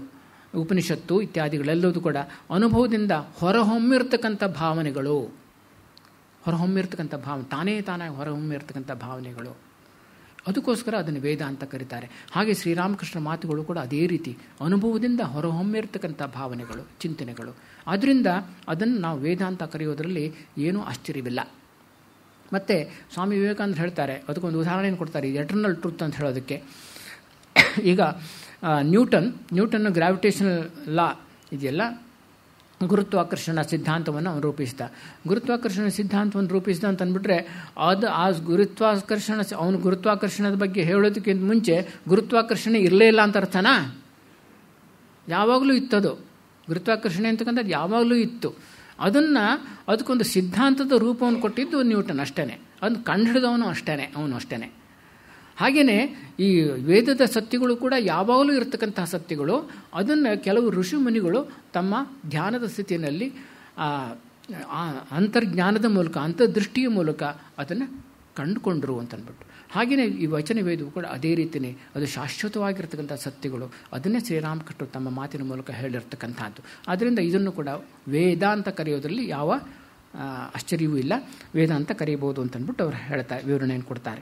ಹೀಗೆ ಶ್ರೀರಾಮಕೃಷ್ಣರ ಈ ವಚನ ವೇದ ಅಂತಕ್ಕಂಥದ್ದು ಬಹಳ ಪ್ರಸಿದ್ಧವಾಗಿರ್ತಕ್ಕಂಥ ಗ್ರಂಥ. ಇದಕ್ಕೆ ಸಂಬಂಧಪಟ್ಟಂತೆ ಕೆಲವು ಹೇಳಿಕೆಗಳನ್ನು ನಾನು ಇಲ್ಲಿ ಓದಿ ಹೇಳ್ತೀನಿ. ಉದಾಹರಣೆಗೆ ಮೊದಲು ಶ್ರೀಮಾತೆ ಶಾರದಾ ದೇವಿಯವರು ಇದರ ಬಗ್ಗೆ ಏನು ಹೇಳ್ತಾರೆ ಅಂತಂದ್ಬಿಟ್ಟು. ಶ್ರೀಮಾತೆ ಶಾರದಾ ದೇವಿಯವರು ಇದನ್ನು ನೋಡುವಾಗ ಏನು ಗ್ರಂಥ ರೂಪದಲ್ಲಿ ಬಂದಿರಲಿಲ್ಲ. ಕೆಲವುದು ಲೀಫ್ಲೆಟ್ಸ್ ಮೂಲಕ ಬಂದಿತ್ತು. ಮೊದಲು ಇದನ್ನು ಏನು ಮಾಡಿದರು ಅಂತಂದ್ಬಿಟ್ಟು ಮಾಸ್ಟರ್ ಮಹಾಶಯ ಇದನ್ನು ಪ್ರತಿದಿನ ಅವ್ರಿಗೆ ಹೋಗೋಕ್ಕಾಗ್ತಾ ಇರಲಿಲ್ಲ. ಭಾನುವಾರ ಮತ್ತು ಉಳಿದ ರಜಾ ದಿನಗಳಲ್ಲಿ ಅವರು ಹೋಗ್ತಾಯಿದ್ರು. ಮಾಸ್ಟರ್ ಮಹಾಶಯರು ಹೋಗ್ತಾ ಇದ್ದಾಗ ಅಲ್ಲಿ ಕೂತ್ಕೊಂಡು ಅವರೇನು ಬರ್ಕೋತಾ ಇರಲಿಲ್ವಂತೆ.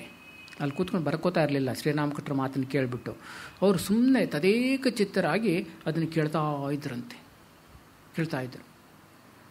ಆಮೇಲೆ ಮನೆ ಹೋದ ತಕ್ಷಣ ಏನು ಮಾಡ್ತಾಯಿದ್ರು ಅಂತಂದ್ಬಿಟ್ರೆ ಶೀಘ್ರ ಲಿಪಿನಲ್ಲಿ ಸಂಕ್ಷಿಪ್ತ ಶಬ್ದಗಳ ಮೂಲಕ ಅದನ್ನು ಬರೆದಿಡ್ತಾಯಿದ್ರು.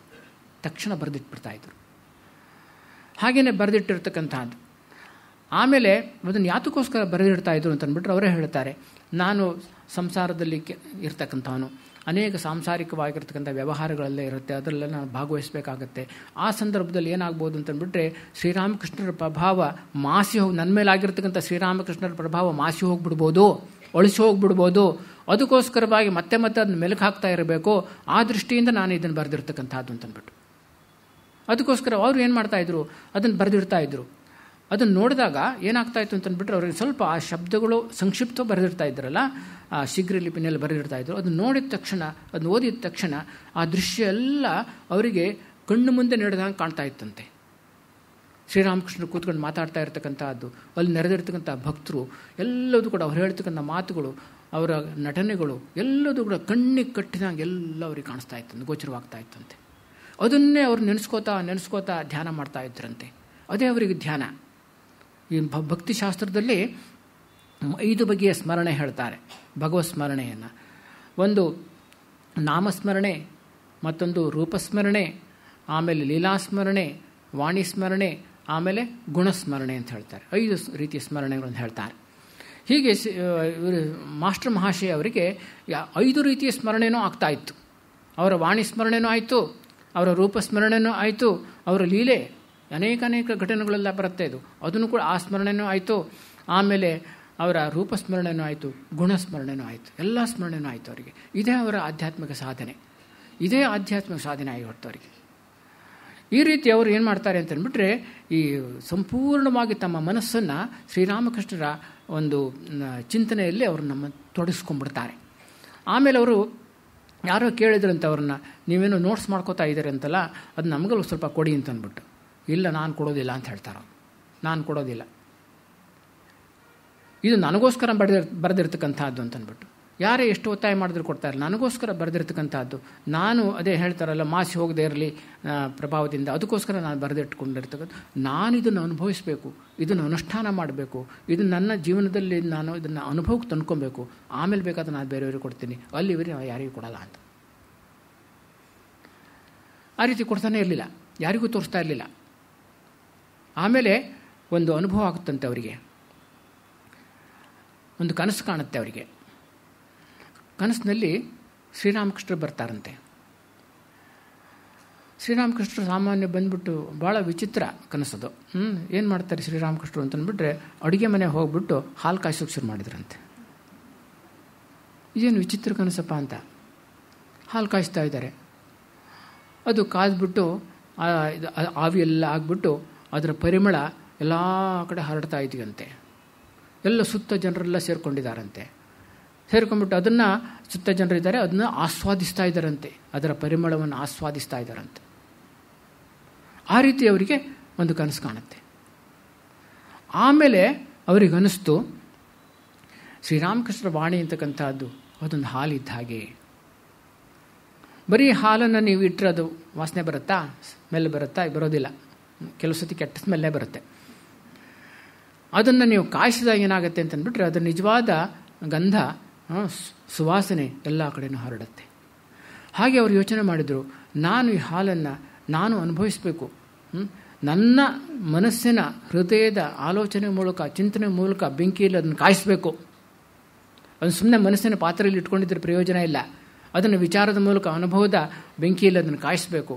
ಆ ರೀತಿ ಕಾಯಿಸಿಬಿಟ್ಟು ಅದು ಏನಾಗಬೇಕು ಅಂತಂದ್ಬಿಟ್ರೆ, ಸುತ್ತ ಅದರ ಗಂಧ ಎಲ್ಲ ಕಡೆಯೂ ಹರಡಬೇಕು, ಬೇರೆಯವರು ಅದನ್ನು ಪ್ರಯೋಜನ ಪಡಿಬೇಕು. ಈ ರೀತಿ ಒಂದು ಮನಸ್ಸು ಅವರಿಗೆ ಬಂತು. ಆಮೇಲೆ ಅವರು ಪ್ರಕಟಿಸಲು ಶುರು ಮಾಡಿದ್ರಂತೆ ಇದನ್ನು. ಆಮೇಲೆ ಅದನ್ನು ಸಣ್ಣ ಸಣ್ಣ ಬುಕ್ಲೆಟ್ ರೂಪದಲ್ಲಿ ಪ್ರಕಟಿಸ್ತಾರೆ, ಒಂದು ಗ್ರಂಥ ರೂಪದಲ್ಲಿ ಪ್ರಕಟಿಸೋದಿಲ್ಲ. ಅದನ್ನು ಫಸ್ಟು ಶ್ರೀರಾಮಕೃಷ್ಣರ ಉಕ್ತಿ ಅಂತ ಬೆಂಗಾಲಿನಲ್ಲಿ ಅವರ ಉಕ್ತಿಗಳು, ಅವರ ಮಾತುಗಳು ಅನ್ನೋ ಹೆಸರಿನಲ್ಲಿ ಕೆಲವು ಬೆಂಗಾಲಿ ಪತ್ರಿಕೆಯಲ್ಲಿ ಅವರು ಪ್ರಕಟಿಸ್ತಾರಂತೆ. ಆಮೇಲೆ leaves from the pages of gospel of Sri Ramakrishna ಅನ್ನೋ ಹೆಸರಿನಲ್ಲಿ ಇಂಗ್ಲೀಷ್ ಪತ್ರಿಕೆಯಲ್ಲಿ ಪ್ರಕಟಿಸ್ತಾರಂತೆ. ಆಮೇಲೆ ಒಟ್ಟು ಇದು ಆ ಬ್ರಹ್ಮವಾದಿನ ಪತ್ರಿಕೆ ಎಲ್ಲ ಅದು ಸೇರಿಬಿಟ್ಟು, ಬ್ರಹ್ಮವಾದಿನ ಅಂದರೆ ಆ ಕಾಲದಲ್ಲಿ ತುಂಬ ಪ್ರಸಿದ್ಧವಾಗಿರ್ತಕ್ಕಂಥ ಇಂಗ್ಲೀಷ್ ಪತ್ರಿಕೆ ಅದು. ಸ್ವಾಮಿ ವಿವೇಕಾನಂದರ ಪ್ರಭಾವದಿಂದ ಪ್ರಾರಂಭವಾಗಿರ್ತಕ್ಕಂಥದ್ದು ಅದು. ಮತ್ತು ಒಟ್ಟು 17 ಪತ್ರಿಕೆಗಳಲ್ಲಿ ನಿರಂತರವಾಗಿ ಪ್ರಕಟವಾಗ್ತಾ ಇತ್ತಂಥದ್ದು ಅವೆಲ್ಲ. ಆಮೇಲೆ ಅದನ್ನೆಲ್ಲವನ್ನು ಕೂಡ ಸಂಗ್ರಹ ಮಾಡಿಬಿಟ್ಟು ಕೊನೆಯಲ್ಲಿ ಒಂದು ಪುಸ್ತಕ ರೂಪದಲ್ಲಿ ತರ್ತಾರೆ. ಮೊದಲನೇದಾಗಿ ಸ್ವಾಮಿ ತ್ರಿಗುಣಾತೀತಾನಂದರಂತೆ ಫಸ್ಟ್ ಅದನ್ನು ಪಬ್ಲಿಷ್ ಮಾಡಿದ್ರು. ಸ್ವಾಮಿ ತ್ರಿಗುಣಾತೀತಾನಂದರು 1902ರಲ್ಲಿ ಅದನ್ನು ಬೇರೆ ಬೇರೆ ಪತ್ರಿಕೆಗಳು ಬಂದಿರತಕ್ಕಂಥ ಎಲ್ಲವನ್ನು ಕೂಡ ಸಂಗ್ರಹಿಸಿಬಿಟ್ಟು ಅದನ್ನು ಮೊದಲನೇ ವಾಲ್ಯೂಮ್ ಬಂತಂತೆ. ಶ್ರೀರಾಮಕೃಷ್ಣ ಕಥಾಮೃತ ಅಂತಕ್ಕಂಥ ಮೊದಲನೇ ವಾಲ್ಯೂಮ್ ಬಂತು. ಆಮೇಲೆ 2ನೇ ವಾಲ್ಯೂಮ್ ಆಮೇಲೆ ಸ್ವಲ್ಪ ವರ್ಷಗಳ ನಂತರ ಬಂತು. ಆಮೇಲೆ ಕೊನೆಯ ವಾಲ್ಯೂಮ್ 5ನೇ ವಾಲ್ಯೂಮ್ ಅದು ಯಾವಾಗ ಬಂತು ಅಂದರೆ 1932ರಲ್ಲಿ ಬಂತಂತೆ. ಅದು ಅಷ್ಟೊತ್ತಿಗೆ ಆಗಲೇ ಮಾಸ್ಟರ್ ಮಹಾಶಯ ದೇಹತ್ಯಾಗ ಆಗಿತ್ತು. ಒಟ್ಟು ಹೀಗೆ 5 ವಾಲ್ಯೂಮ್ನಲ್ಲಿ ಅದು ಪ್ರಕಟವಾಯಿತು. ಯಾವುದು? ಶ್ರೀರಾಮಕೃಷ್ಣ ಕಥಾಮೃತ ಅಂತಕ್ಕಂಥದ್ದು. ಅವರು ಶ್ರೀರಾಮಕೃಷ್ಣ ಮಾಸ್ಟರ್ ಮಹಾಶಯನೇ ಅವರನ್ನು ಪ್ರಕಟಿಸ್ತಾ ಇದ್ದರಂತೆ. ಆ ಕಥಾಮೃತ ಭವನ ಅಂತ ಅದ್ರ ಮೂಲಕ ಪ್ರಕಟವಾಗ್ತಾ ಇತ್ತು. ಈಗಲೂ ಕೂಡ ಕಥಾಮೃತ ಭವನ ಮತ್ತು ಮಾಸ್ಟರ್ ಮಹಾಶಯರ ಅವರಿದ್ದ ಮನೆ ನಮ್ಮ ಸಂಘಕ್ಕೆ ಸೇರಿದೆ. ಇವಾಗ ನೀವು ಯಾರು ಬೇಕಾದರೂ ಕಲ್ಕತ್ತಾ ಹೋದವರು ಅನೇಕರು ಅದನ್ನು ವಿಸಿಟ್ ಮಾಡಿರ್ಬೋದು. ಈಗ ಅದೇನಾಯಿತು ಅಂತಂದರೆ 1982ರಲ್ಲಿ ಅದುವರೆಗೆ ಅವ್ರ ಕಾಪಿರೈಟ್ ಅವ್ರ ಹತ್ರ ಇತ್ತು, ಅವರೇ ಇಟ್ಕೊಂಡಿದ್ರು, ಅದನ್ನು ಯಾರಿಗೂ ಕೊಟ್ಟಿರಲಿಲ್ಲ. ನಮಗೂ ಕೂಡ ಕೊಟ್ಟಿರಲಿಲ್ಲ, ಅವರೇ ಪ್ರಕಟಿಸ್ತಾ ಇದ್ರು ಅದನ್ನು. ಆಮೇಲೆ 1982ರಲ್ಲಿ ಅದು ಕಾಪಿರೈಟ್ ಎಕ್ಸಾಸ್ಟ್ ಆಯಿತು. ಕಾಪಿರೈಟ್ ಎಕ್ಸಾಸ್ಟ್ ಆದಮೇಲೆ ಯಾರು ಬೇಕಾದ್ರೂ ಪಬ್ಲಿಷ್ ಮಾಡ್ಬೋದು. ಆವಾಗ ಏನಾಯಿತು ಅಂತಂದ್ಬಿಟ್ಟು ಸುಮಾರು 11 ಪ್ರಕಟಣಾ ವಿಭಾಗಗಳು, ಪಬ್ಲಿಷರ್ಸ್ ಅವರು ಮುಂದೆ ಬಂದರಂತೆ. ನಾವು ಪ್ರಕಟಿಸಬೇಕು ಅಂತಂದ್ಬಿಟ್ಟು ಅದನ್ನು ಎಷ್ಟು ಜನ ಮುಂದೆ ಬರ್ತಾರೆ. ಹಾಗೆ ಎಲ್ಲರೂ ಕೂಡ ಪ್ರಕಟಿಸಿದ್ರಂತೆ. ಅದೇ ಒಂದು ಕೆಲವೇ ತಿಂಗಳಲ್ಲಿ ಲಕ್ಷಾಂತರ ಪ್ರತಿಗಳು ಅದು ಖರ್ಚಾಗ್ಬಿಟ್ರುವಂತೆ. ಆಶ್ಚರ್ಯವಾಗ್ಬಿಡುತ್ತೆ. ಒಬ್ಬರು ಭಾಳ ಇಂಟ್ರೆಸ್ಟಿಂಗ್, ಅವಾಗೊಂದು ಆರ್ಟಿಕಲ್ ಬಂದಿತ್ತು, ಲೇಖನ ಬಂದಿತ್ತು, ನೀವೆಲ್ಲ ನಿಮ್ಮಲ್ಲಿ ಕೆಲವರು ಓದಿರ್ಬೋದು. ದಿ ವೀಕ್ ಅಂತಕ್ಕಂಥ ಪತ್ರಿಕೆಯಲ್ಲಿ ಅದರ ಬಗ್ಗೆ ಒಂದು ಲೇಖನ ಬಂದಿತ್ತು. ಶ್ರೀರಾಮಕೃಷ್ಣ ಔಟ್ ಸೇಲ್ಸ್ ಮಾರ್ಕ್ಸ್ ಅಂತಂದ್ಬಿಟ್ಟು ಇದು ಟೈಟ್ಲು. ಔಟ್ ಸೇಲ್ಸ್ ಮಾರ್ಕ್ಸ್ ಅಂತಂದರೆ ಶ್ರೀರಾಮಕೃಷ್ಣರ ಪುಸ್ತಕಗಳು ಈ ಮಾರ್ಕ್ಸಿನ ಪುಸ್ತಕಗಳು. ಮಾರ್ಕ್ಸ್ ಅಂದರೆ ಕಮ್ಯುನಿಸ್ಟ್ ಅಲ್ಲ, ಕಾರ್ಲ್ ಮಾರ್ಕ್ಸ್. ಅಲ್ಲಿ ಅವಾಗ ಕಮ್ಯುನಿಸ್ಟ್ ಸರ್ಕಾರ ಇದ್ದಿದ್ದು, ಮಾರ್ಕ್ಸಿಸ್ಟ್ ಸರ್ಕಾರ ಇದ್ದಿದ್ದು. ಅವರು ಅದು ಅನೇಕ ಗ್ರಂಥಗಳೆಲ್ಲ ಪ್ರಕಟಿಸಿಬಿಟ್ಟು ಅವ್ರ ಸರ್ಕಾರದ ಆಧಾರದ ಮೇಲೆ ಪ್ರಕಟಿಸಿಬಿಟ್ಟು ಅದನ್ನು ಮಾರಾಟ ಮಾಡ್ತಾಯಿದ್ರು. ಆದರೆ ಈ ಪುಸ್ತಕ ಬಂದ ಮೇಲೆ ಅದು ಆ ಮಾರ್ಕ್ಸ್ ಪುಸ್ತಕಗಳಿಗಿಂತಲೂ ಇದು ಜಾಸ್ತಿಯಾಗಿ ಸೇಲ್ ಆಗಿ ಶುರುವಾಗ್ಬಿಡ್ತಂತೆ. ಅದಕ್ಕಿಂತಲೂ ಕೂಡ ಅಷ್ಟರ ಮಟ್ಟಿಗೆ ಅದರ ಪ್ರಭಾವ ಇದ್ರದ್ದು. ಒಬ್ಬ ಪಬ್ಲಿಷರು, ಅವನಂಥ ಒಂದು ಪ್ರಸಿದ್ಧ ವ್ಯಕ್ತಿಯಲ್ಲ, ಅವನು ಏನು ಮಾಡ್ತಾನೆ ಅಂತ ಅಂದ್ಬಿಟ್ರೆ ಹೇಗಾದ್ರೂ ಮಾಡಿ ಪಬ್ಲಿಷ್ ಮಾಡಬೇಕು ಅಂತ ಅಂದ್ಬಿಟ್ಟು ಅವನಿಗೆ ಆಸೆ ಆಗುತ್ತೆ. ಅವನೇನು ಮಾಡ್ತಾನೆ, ಅಷ್ಟೊಂದು ಹಣ ಇರಲಿಲ್ಲ, ಅವನು ತನ್ನ ಪತ್ನಿಯ ಒಡವೆಗಳನ್ನೆಲ್ಲ ಮಾರಾಟ ಮಾಡ್ತಾನಂತೆ, ಸಾಲನ ಇಸ್ಕೊತಾನಂತೆ.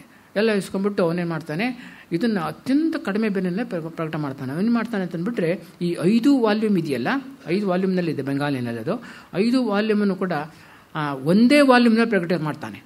ಅದನ್ನ ಸಣ್ಣ ಅಕ್ಷರದಲ್ಲಿ ಅದನ್ನ ಮುದ್ರಿಸಿಬಿಟ್ಟು, ಅದು ಪೇಪರು ಕೂಡ ಬೈಬಲ್ ಪೇಪರ್ ಅಂತ ಭಾಳ ತೆಳ್ಳಗಿರುತ್ತೆ, ಅದರಲ್ಲಿ ಪಬ್ಲಿಷ್ ಮಾಡ್ತಾನೆ ಅದನ್ನು. ಅದು ಇಷ್ಟೇ ದಪ್ಪ ಇದೆ, ಇದಕ್ಕಿಂತ ಇಷ್ಟು ದೊಡ್ಡನೂ ಇಲ್ಲ, ಇಷ್ಟೇ ಇದೆ.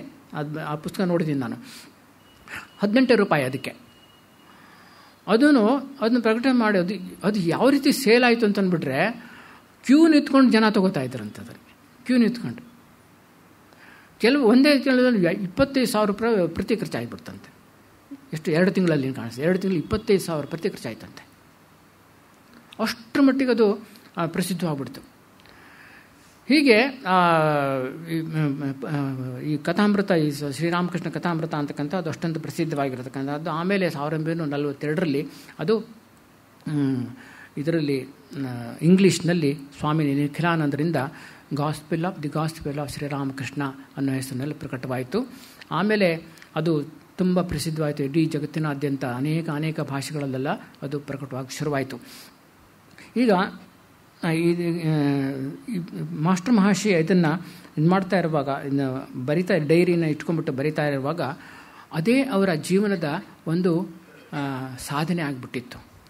ಅದರಲ್ಲಿ ಎಷ್ಟು ಮಗ್ನರಾಗಿ ಹೋಗ್ಬಿಡ್ತಾ ಇದ್ರು ಅಂತಂದ್ಬಿಟ್ರೆ ಇಡೀ ಜೀವನ ಅದರಿಂದ ಅವರು ಪರಿವೃತ್ತರಾಗ್ಬಿಡ್ತಾರೆ, ಸಂಪೂರ್ಣ ಪರಿವೃತ್ತರಾಗ್ಬಿಡ್ತಾರೆ.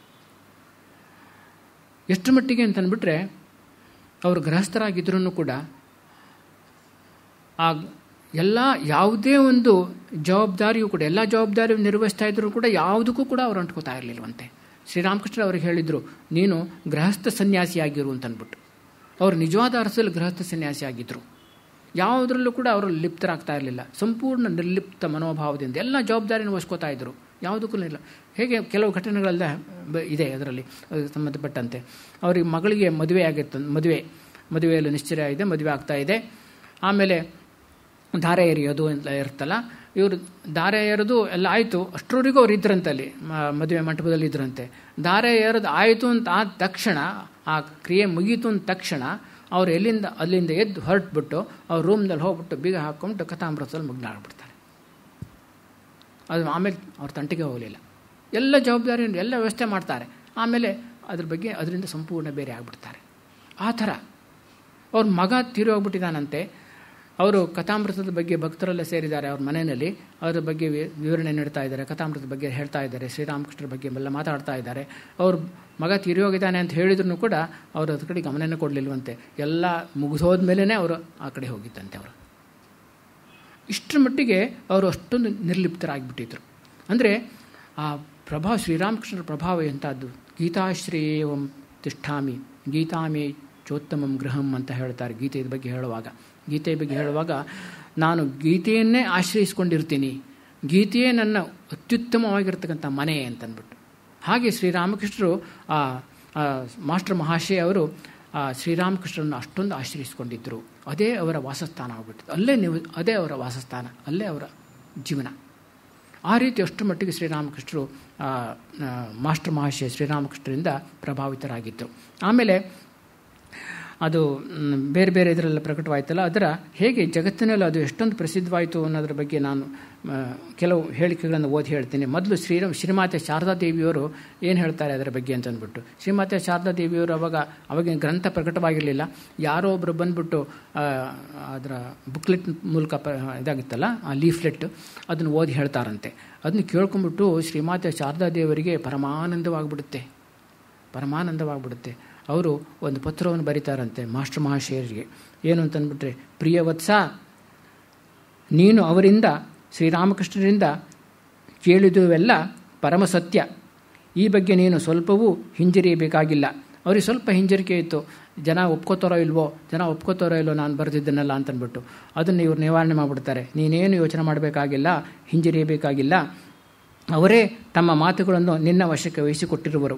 ಅವರೇ ಈಗ ಕಾಲದ ಅವಶ್ಯಕತೆಗೆ ಅನುಗುಣವಾಗಿ ಅದನ್ನು ಪ್ರಕಟಿಸುತ್ತಿರುವರು. ಈ ಮಾತುಗಳು ಪ್ರಕಟವಾಗದಿದ್ದರೆ ಮನುಷ್ಯನ ಪ್ರಜ್ಞೆಯು ಜಾಗೃತವಾಗುವುದೇ ಇಲ್ಲವೆಂದು ನಿಶ್ಚಿತವಾಗಿ ತಿಳಿ. ನಿನ್ನಲ್ಲಿರುವ ಅವರ ಮಾತುಗಳೆಲ್ಲ ಅಕ್ಷರಶಃ ಸತ್ಯ. ನೀನು ಒಂದು ದಿನ ನನಗೆ ಅದನ್ನು ಓದಿ ಹೇಳಿದಾಗ ಅವರೇ ಮಾತನಾಡುತ್ತಿರುವಂತೆ ಭಾಸವಾಯಿತು ಅಂತ ಹೇಳ್ತಾ. ಆಮೇಲೆ ನಿಕುಂಜಾದೇವಿ ಅಂತಂದ್ಬಿಟ್ಟು ಮಾಸ್ಟರ್ ಮಹಾಶಯ ಪತ್ನಿ, ಅವರು ಒಂದು ದಿವಸ ಬಂದಾಗ ಹೇಳಿದಂತೆ, ನೋಡಮ್ಮ, ನೀನು ಗಂಡನಿಗೆ ಸ್ವಲ್ಪ ಹಾಲು ಜಾಸ್ತಿ ಕೊಡು, ಮೊಸರು ತುಪ್ಪ ಎಲ್ಲ ಜಾಸ್ತಿ ಕೊಡು. ಅವನಿಗೆ ಜ್ಞಾಪಕಶಕ್ತಿ ಅಸಾಧ್ಯವಾದದ್ದು. ಅವನು ಎಂಥ ಒಳ್ಳೆ ಕೆಲಸ ಮಾಡ್ತಾ ಇದ್ದಾನೆ, ಅವನು ಇದರಿಂದ ಜಗತ್ತಿನ ಮಹಾ ಉಪಕಾರ ಮಾಡ್ತಾ ಇದ್ದಾನೆ, ಅದರಿಂದ ಅವನಿಗೆ ಸ್ವಲ್ಪ ಚೆನ್ನಾಗಿ ನೋಡ್ಕೊ ಅವನ್ನ ಅಂತ ಹೇಳ್ತಾರಂತೆ. ಅಷ್ಟೊಂದು ಇದು ಕಳಕಳಿ ಅವ್ರ ಬಗ್ಗೆ. ಆಮೇಲೆ ಸ್ವಾಮಿ ವಿವೇಕಾನಂದರು ಕೂಡ ಪ್ರಶಂಸೆಯನ್ನು ಮಾಡ್ತಾರೆ. ಸ್ವಾಮಿ ವಿವೇಕಾನಂದರು ಕೂಡ ಆವಾಗ ಅವ್ರ ಟೈಮ್ನಲ್ಲಿ ಇನ್ನೂ ಪುಸ್ತಕ ಪ್ರಕಟವಾಗಿರಲಿಲ್ಲ. ಇದೆ ಕೆಲವು ಲೀಫ್ಲೆಟ್ಸ್ ಮಾತ್ರ ಅವ್ರು ಓದಿದ್ರು ಅಷ್ಟೇ. ಅದನ್ನು ಓದಿಬಿಟ್ಟು ಅವ್ರು ಎಷ್ಟೊಂದು ವ್ಯಕ್ತಪಡಿಸ್ತಾರೆ ಅಂತಂದ್ಬಿಟ್ರೆ ಆಶ್ಚರ್ಯವಾಗುತ್ತೆ. ಇದು ನಿಜವಾಗಿಯೂ ಅದ್ಭುತವಾಗಿದೆ. ಇದರಲ್ಲಿ ಒಂದು ನೂತನತೆ ಇದೆ. ಗ್ರಂಥಕರ್ತನ ಮನಸ್ಸಿನಿಂದ ವಿಕೃತಗೊಳ್ಳದ ರೀತಿಯಲ್ಲಿ ಆಚಾರ್ಯ ಶ್ರೇಷ್ಠನ ಜೀವನವು ಸಾರ್ವಜನಿಕರ ಮುಂದೆ ಹಿಂದೆಂದೂ ಈ ರೀತಿ ಚಿತ್ರಿತವಾಗಿರಲಿಲ್ಲ. ಭಾಷೆಯೂ ಪ್ರಶಂಸೆಗೆ ನಿಲುಕದಾಗಿದೆ. ಅದು ನೂತನವೂ ಹರಿತವೂ ಆಗಿದೆ. ಹಾಗೆ ಅಷ್ಟೇ ಸರಳವೂ ಸ್ಪಷ್ಟವೂ ಆಗಿದೆ. ಅದನ್ನು ಓದಿ ಎಂಥ ಆನಂದವಾಯಿತೆಂಬುದನ್ನು ನಾನು ಮಾತಿನ ಮೂಲಕ ವಿವರಿಸಲಾರೆ.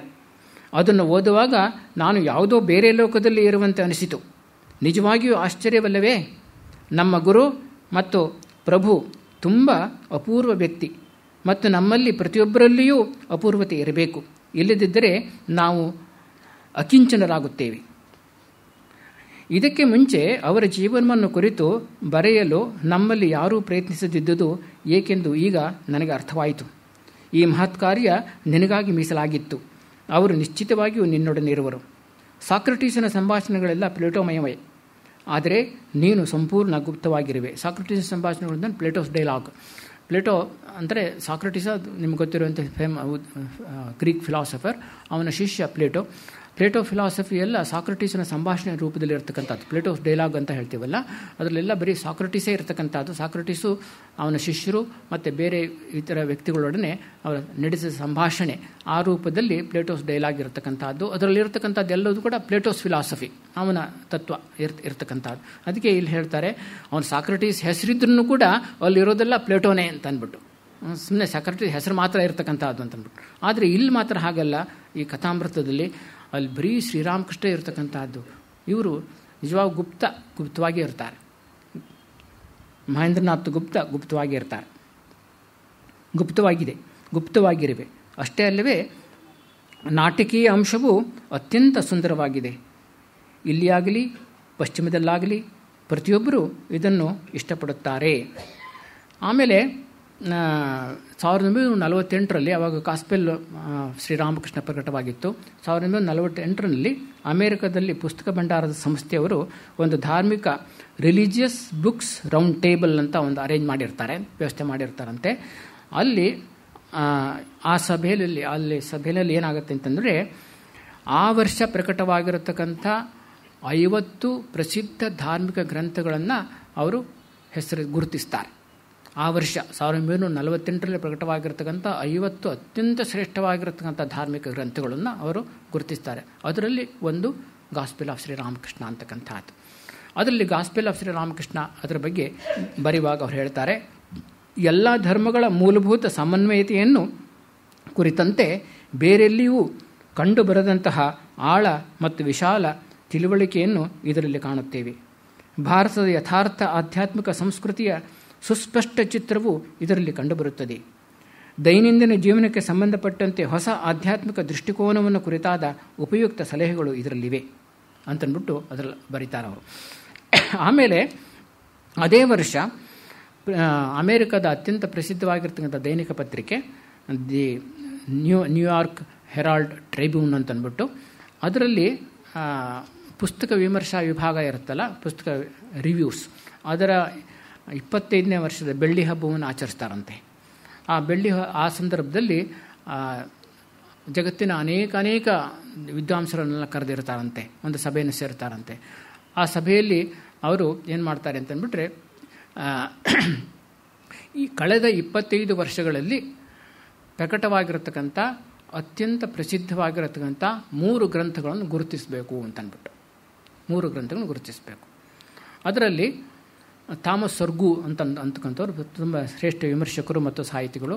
ಅವರು 3 ಗ್ರಂಥಗಳನ್ನು ಗುರುತಿಸ್ತಾರೆ. ಅದು ಯಾವುದು ಅಂತ ಮೊದಲನೇದು ಯಾವುದಪ್ಪ ಅಂತಂದ್ಬಿಟ್ರೆ ಗಾಸ್ಪೆಲ್ ಆಫ್ ಶ್ರೀರಾಮಕೃಷ್ಣ. ಎರಡನೇದು ಯಾವುದಪ್ಪ ಅಂತಂದ್ಬಿಟ್ರೆ ಜೇಮ್ಸ್ ರಾಯ್ಸ್ ಅಂತಂದ್ಬಿಟ್ಟು ಅವ್ರದ್ದು ಉಲಿಸೀಸ್ ಅಂತಂದ್ಬಿಟ್ಟು ಒಂದು ಪುಸ್ತಕ. ಮತ್ತು ಮೂರನೇದು ನಿಮಗೆ ಅನೇಕರಿಗೆ ಗೊತ್ತಿರ್ಬೋದು, ಅರ್ನಾಲ್ಡ್ ಟೈನ್ಬಿ ಅವರ ದಿ ಸ್ಟಡಿ ಆಫ್ ಹಿಸ್ಟ್ರಿ ಅಂತಂದ್ಬಿಟ್ಟು. ಇವು 3 ಆ 25 ವರ್ಷಗಳಲ್ಲೇ ಪ್ರಕಟವಾಗಿರತಕ್ಕಂಥ ಅತ್ಯಂತ ಪ್ರಸಿದ್ಧವಾಗಿರತಕ್ಕಂಥ ಪುಸ್ತಕಗಳು. ಅದರಲ್ಲಿ ಈ ಗಾಸ್ಪೆಲ್ ಆಫ್ ಶ್ರೀರಾಮಕೃಷ್ಣ ಅಂತಕ್ಕಂಥದ್ದು ಒಂದು. ಅದರಿಂದ ಜಾಗತಿಕವಾಗಿ ಎಷ್ಟೊಂದು ಪ್ರಮುಖವಾದದ್ದು ಈ ಪುಸ್ತಕ ಅಂತ ನಿಮಗೆ ಇದರಿಂದ ಅರ್ಥವಾಗುತ್ತೆ. ಆಮೇಲೆ ಆಲ್ಡಸ್ ಹಕ್ಸ್ಲೆ ಬಗ್ಗೆ ನೀವು ಹೇಳಿರ್ಬೋದು. ಆಲ್ಡಸ್ ಹಕ್ಸ್ಲೆ ಗಾಸ್ಪೆಲ್ ಆಫ್ ಶ್ರೀರಾಮಕೃಷ್ಣ ಅಂತಕ್ಕಂಥ ಪುಸ್ತಕಕ್ಕೆ ಮುನ್ನುಡಿಯನ್ನು ಬರೆದಿದ್ದಾರೆ. ಅವರು ಪ್ರಸಿದ್ಧ ಚಿಂತಕರು, ಅನೇಕ ಗ್ರಂಥಗಳಿದೆ ಅವರದ್ದು. ಸ್ವಾಮಿ ಪ್ರಭವಾನಂದರ ಶಿಷ್ಯರು ಕೂಡ ಅವರು ಬಹಳ ಜಗತ್ತಿನಲ್ಲಿ ಅತ್ಯಂತ ಪ್ರಸಿದ್ಧ ಚಿಂತಕರಾಗಿ ಅವರು ಗುರುತಿಸಿಕೊಂಡಿದ್ದಾರೆ. ಅವರು ಅದರಲ್ಲಿ ಆ ಮುನ್ನುಡಿನಲ್ಲಿ ಹೇಳ್ತಕ್ಕಂಥ ಒಂದು ಭಾಗವನ್ನು ಮಾತ್ರ ನಾನು ಇಲ್ಲಿ ಓದಿ ಹೇಳ್ತೀನಿ. ನನಗೆ ತಿಳಿದಿರುವಂತೆ ಸಂತ ಸಾಹಿತ್ಯದಲ್ಲಿಯೇ ಇದೊಂದು ವಿಶಿಷ್ಟ ಕೃತಿಯಾಗಿದೆ. ಸಂತ ಸಾಹಿತ್ಯ ಅಂತಂದ್ಬಿಟ್ರೆ ಹ್ಯಾಗಿಯೋಗ್ರಫಿ ಅಂತಂದ್ಬಿಟ್ರೆ ಸಂತರ ಜೀವನ ಮತ್ತು ಸಂದೇಶಗಳಿಗೆ ಸಂಬಂಧಪಟ್ಟಿರತಕ್ಕಂಥ ಪುಸ್ತಕಗಳು, ಆ ಸಾಹಿತ್ಯ ಇದೆಯಲ್ಲ ಅದನ್ನು ಹ್ಯಾಗಿಯೋಗ್ರಫಿ ಅಂತ ಕರೀತಾರೆ. ಆ ಸಂತ ಸಾಹಿತ್ಯದಲ್ಲಿ ಅತ್ಯಂತ ವಿಶಿಷ್ಟವಾಗಿರತಕ್ಕಂಥ ಗ್ರಂಥ ಯಾವುದು ಅಂತಂದ್ಬಿಟ್ರೆ ದಿ ಗಾಸ್ಪೆಲ್ ಆಫ್ ಶ್ರೀರಾಮಕೃಷ್ಣ ಅಂತಕ್ಕಂಥದ್ದು. ಯಾವ ಸಂತನೂ ಇಂತಹ ಸಮರ್ಥ ಶ್ರಮವರಿಯದ ವರದಿಕಾರನನ್ನು ಪಡೆದಿರಲಿಲ್ಲ. ಹಿಂದೆಂದೂ ಯೋಗಿಯೊಬ್ಬನ ದೈನಂದಿನ ಘಟನೆಗಳು ಇಷ್ಟು ಸೂಕ್ಷ್ಮ ವಿವರಣೆಗಳನ್ನೇ ವಿವರಿಸಲ್ಪಟ್ಟಿರಲಿಲ್ಲ. ಹಿಂದೆಂದೂ ಶ್ರೇಷ್ಠ ಧಾರ್ಮಿಕ ಗುರುವೊಬ್ಬನ ಸಾಮಾನ್ಯ ಅಸಂಸ್ಕೃತ ಮಾತುಗಳನ್ನೂ ಕೂಡ ಇಷ್ಟು ಯಥಾರ್ಥವಾಗಿ ಬರವಣಿಗೆಗೆ ಇಳಿಸಿರಲಿಲ್ಲ. ಈ ಸಂಭಾಷಣೆಗಳಲ್ಲಿ ಗಹನ ಆಧ್ಯಾತ್ಮಿಕ ತತ್ವಗಳ ಜೊತೆಗೆ ತಿಳಿ ಹಾಸ್ಯವೂ ಕೂಡ ಇದೆ. ಇಲ್ಲಿ ಹಳೆಯ ಹಿಂದೂ ಪೌರಾಣಿಕ ವಿಚಾರಗಳು ಆತ್ಯಂತಿಕ ಸತ್ಯಕ್ಕೆ ಸಂಬಂಧಪಟ್ಟ ಅತಿ ಗಂಭೀರ ಭಾವನೆಗಳಿಗೆ ಎಡೆ ಮಾಡಿಕೊಡುತ್ತವೆ. ಇದನ್ನು ಓದುವುದೆಂದರೆ ನಮ್ರತೆ, ಸಹಿಷ್ಣುತೆ ಮತ್ತು ವಿಚಾರವಂತಿಕೆಯ ಒಂದು ಉದಾರ ಶಿಕ್ಷಣವನ್ನು ಪಡೆದಂತೆಯೇ ಅಂತಂದ್ಬಿಟ್ಟು ಅವರು ಹೇಳ್ತಾರೆ. ಇನ್ನು ತುಂಬ ಇದೆ, ಅಲ್ಲೇ ಹೇಳೋಕ್ಕೆ ಹೋಗಲ್ಲ. ಒಂದು ವಿಷಯವನ್ನು ಮಾತ್ರ ಇಲ್ಲಿ ಹೇಳಿಬಿಟ್ಟು ಮುಗಿಸ್ತೀನಿ. ಪುರಿ ಶಂಕರಾಚಾರ್ಯರು, ಹಿಂದಿನ ಶಂಕರಾಚಾರ್ಯ ಅಂತ ಅವರು ಮಹಾಪಂಡಿತರು. ಅವರು ವೇದಿಕ್ ಮ್ಯಾಥಮೆಟಿಕ್ಸ್ ಅಂತಕ್ಕಂಥ ಒಂದು ಪ್ರಸಿದ್ಧವಾಗಿರ್ತಕ್ಕಂಥ ಪುಸ್ತಕಗಳನ್ನು ಬರೆದಿರ್ತಕ್ಕಂಥವ್ರು. ಅವರು ಒಂದು ಸಾರಿ 1945ರಲ್ಲಿ ಇದಕ್ಕೆ ಬಂದಿದ್ದರಂತೆ, ರಾಮಕೃಷ್ಣ ಮಠಕ್ಕೆ, ಚೆನ್ನೈ ರಾಮಕೃಷ್ಣ ಮಠಕ್ಕೆ ಬಂದಿದ್ದರಂತೆ. ಬಂದಾಗ ಮೊದಲು ಶ್ರೇಣಿ ಹೋಗ್ತಾರೆ, ಅಲ್ಲಿ ನಮಸ್ಕಾರ ಮಾಡ್ತಾರೆ, ಶ್ರೀರಾಮಕೃಷ್ಣಗೆ ನಮಸ್ಕಾರ ಮಾಡಿ ಆಮೇಲೆ ಕೆಳಗಡೆ ಹಾಲಲ್ಲಿ ಬಂದು ಕೂತ್ಕೋತಾರೆ. ಆ ಎಲ್ಲ ಬ್ರಹ್ಮಚಾರಿಗಳು ಸಾಧುಗಳೆಲ್ಲ ಅವ್ರ ಸುತ್ತ ನೆರೆದಿರ್ತಾರಂತೆ. ಆ ಮಾತುಕತೆ ನಡೀತಾ ಇರುತ್ತೆ. ಆವಾಗ ಅವ್ರು ಹೇಳಿದ್ರಂತೆ, ರಾಮಕೃಷ್ಣ ಮಿಷನ್ನವರು ತುಂಬ ಒಳ್ಳೊಳ್ಳೆ ಕೆಲಸಗಳನ್ನೆಲ್ಲ ಮಾಡ್ತಾ ಇದ್ದಾರೆ, ಸೇವಾ ಕಾರ್ಯಗಳನ್ನು ಮಾಡ್ತಾ ಇದ್ದಾರೆ. ವಿಶೇಷವಾಗಿ ಗ್ರಂಥ ಪ್ರಕಟಣೆಗಳು ಬಹಳ ಪ್ರಸಿದ್ಧವಾಗಿರ್ತಕ್ಕಂಥದ್ದು. ಮತ್ತು ರಾಮಕೃಷ್ಣ ಮಿಷನ್ನ ಅತ್ಯಂತ ದೊಡ್ಡ ಕೊಡುಗೆ ಅಂತಂದ್ಬಿಟ್ರೆ ಈ ಶ್ರೀರಾಮಕೃಷ್ಣ ವಚನ ವೇದ ಎಂಬತಕ್ಕಂಥ ಪುಸ್ತಕವನ್ನು, ಗಾಸ್ಪೆಲ್ ಆಫ್ ಶ್ರೀರಾಮಕೃಷ್ಣ, ಅದನ್ನು ಪ್ರಕಟಿಸಿರ್ತಕ್ಕಂಥದ್ದು ಅಂತಂದ್ಬಿಟ್ಟು ಅವರು ಅತ್ಯಂತವಾಗಿ ಅದನ್ನು ಕೊಂಡಾಡೋಕ್ಕೆ ಶುರು ಮಾಡಿದರಂತೆ. ಆಗ ಒಬ್ಬರು ಸ್ವಾಮಿಗಳು ಕೇಳಿದರಂತೆ, ನೀವು ಅದನ್ನು ಸಂಪೂರ್ಣ ಓದಿದ್ದೀರಾ ಅಂತಂದ್ಬಿಟ್ಟು. ಆಗ ಅವ್ರು ಹೇಳ್ತಾರಂತೆ, ಈ ಗಾಸ್ಪೆಲ್ ಆಫ್ ಶ್ರೀರಾಮಕೃಷ್ಣ ಪುಸ್ತಕ ಇದೆಯಲ್ಲ, ಅದು ಯಾವಾಗಲೂ ಕೂಡ ನನ್ನ ಹಾಸಿಗೆ ಪಕ್ಕದಲ್ಲೇ ಇರುತ್ತೆ ಅಂತಂದ್ಬಿಟ್ಟು. ಹಾಸಿಗೆ ಪಕ್ಕದಲ್ಲೇ ಇರುತ್ತೆ. ಪ್ರತಿದಿನ ಕೂಡ ಮಲಗೋದಕ್ಕೆ ಮುಂಚೆ ಕೆಲವು ಪೇಜುಗಳನ್ನು ಓದ್ಕೊಂಡೇ ನಾವು ಮಲಗ್ತಕ್ಕಂಥದ್ದು. ಅದನ್ನು ಬಿಟ್ಟಿರೋಕ್ಕಾಗೋದೇ ಇಲ್ಲ ಅಂತ ಹೇಳ್ತಾರಂತೆ. ಅಷ್ಟರ ಮಟ್ಟಿಗೆ ಅವರ ಜೀವನದ ಅವಿಭಾಜ್ಯ ಅಂಗವಾಗಿಬಿಟ್ಟಿರ್ತದೆ. ಆ ರೀತಿ ಈ ಗಾಸ್ಪೆಲ್ ಆಫ್ ಶ್ರೀರಾಮಕೃಷ್ಣ ವಚನವೇದ ಅಂತಕ್ಕಂಥದ್ದು ಎಷ್ಟು ವ್ಯಕ್ತಿಗಳ ಮೇಲೆ ಅನೇಕ ರೀತಿಯಲ್ಲಿ ಅದು ಪ್ರಭಾವವನ್ನು ಬೀರಿರ್ತಕ್ಕಂಥದ್ದು. ಇದನ್ನು ಕೊನೆಯದಾಗಿ ಈ ಕುವೆಂಪು ಅವರು, ಕೆ ವಿ ಪುಟ್ಟಪ್ಪ ಅವರು ಹೇಳಿರ್ತಕ್ಕಂಥ ವಚನವೇದ ಬಗ್ಗೆ ಹೇಳಿರ್ತಕ್ಕಂಥ ಒಂದು ಸ್ಟೇಟ್ಮೆಂಟನ್ನು ಓದ್ಬಿಟ್ಟು ಮುಗಿಸ್ಬಿಡ್ತೀನಿ. ಶ್ರೀರಾಮಕೃಷ್ಣರ ವಚನವೇದ ಎಂದರೆ ಅದೊಂದು ಕರತಲ ದೇವಸ್ಥಾನ, ಕರತಲ ತಪೋರಂಗ, ಕರತಲ ಪುಣ್ಯಕ್ಷೇತ್ರ. ಆದರೆ ದೇವಸ್ಥಾನ ಪುಣ್ಯಕ್ಷೇತ್ರಗಳಂತೆ ತಾನೆಂದಿಗೂ ಕೂಡ ಕಲುಷಿತವಾಗುವ ಸಂಭವವಿಲ್ಲ, ಶಿಥಿಲವಾಗುವ ಸಂಭವವಿಲ್ಲ. ಯಾವ ಮನೆಯಲ್ಲಿ ಈ ವಚನವೇದ ಇರುತ್ತದೋ ಅದು ಮಂದಿರವಾಗಿರುತ್ತದೆ. ಯಾರ ಕೈ ಇದನ್ನು ಹಿಡಿದಿರುತ್ತದೆಯೋ ಅದು ಭಗವಂತನ ಪಾದಾರವಿಂದವನ್ನೇ ಧರಿಸಿರುತ್ತದೆ. ಯಾರ ಜಿಹ್ವೆ ಇದನ್ನು ಪಠಿಸುತ್ತದೆಯೋ ಅದು ಅಮೃತವನ್ನೇ ಇಂಟುತ್ತಿರುತ್ತದೆ.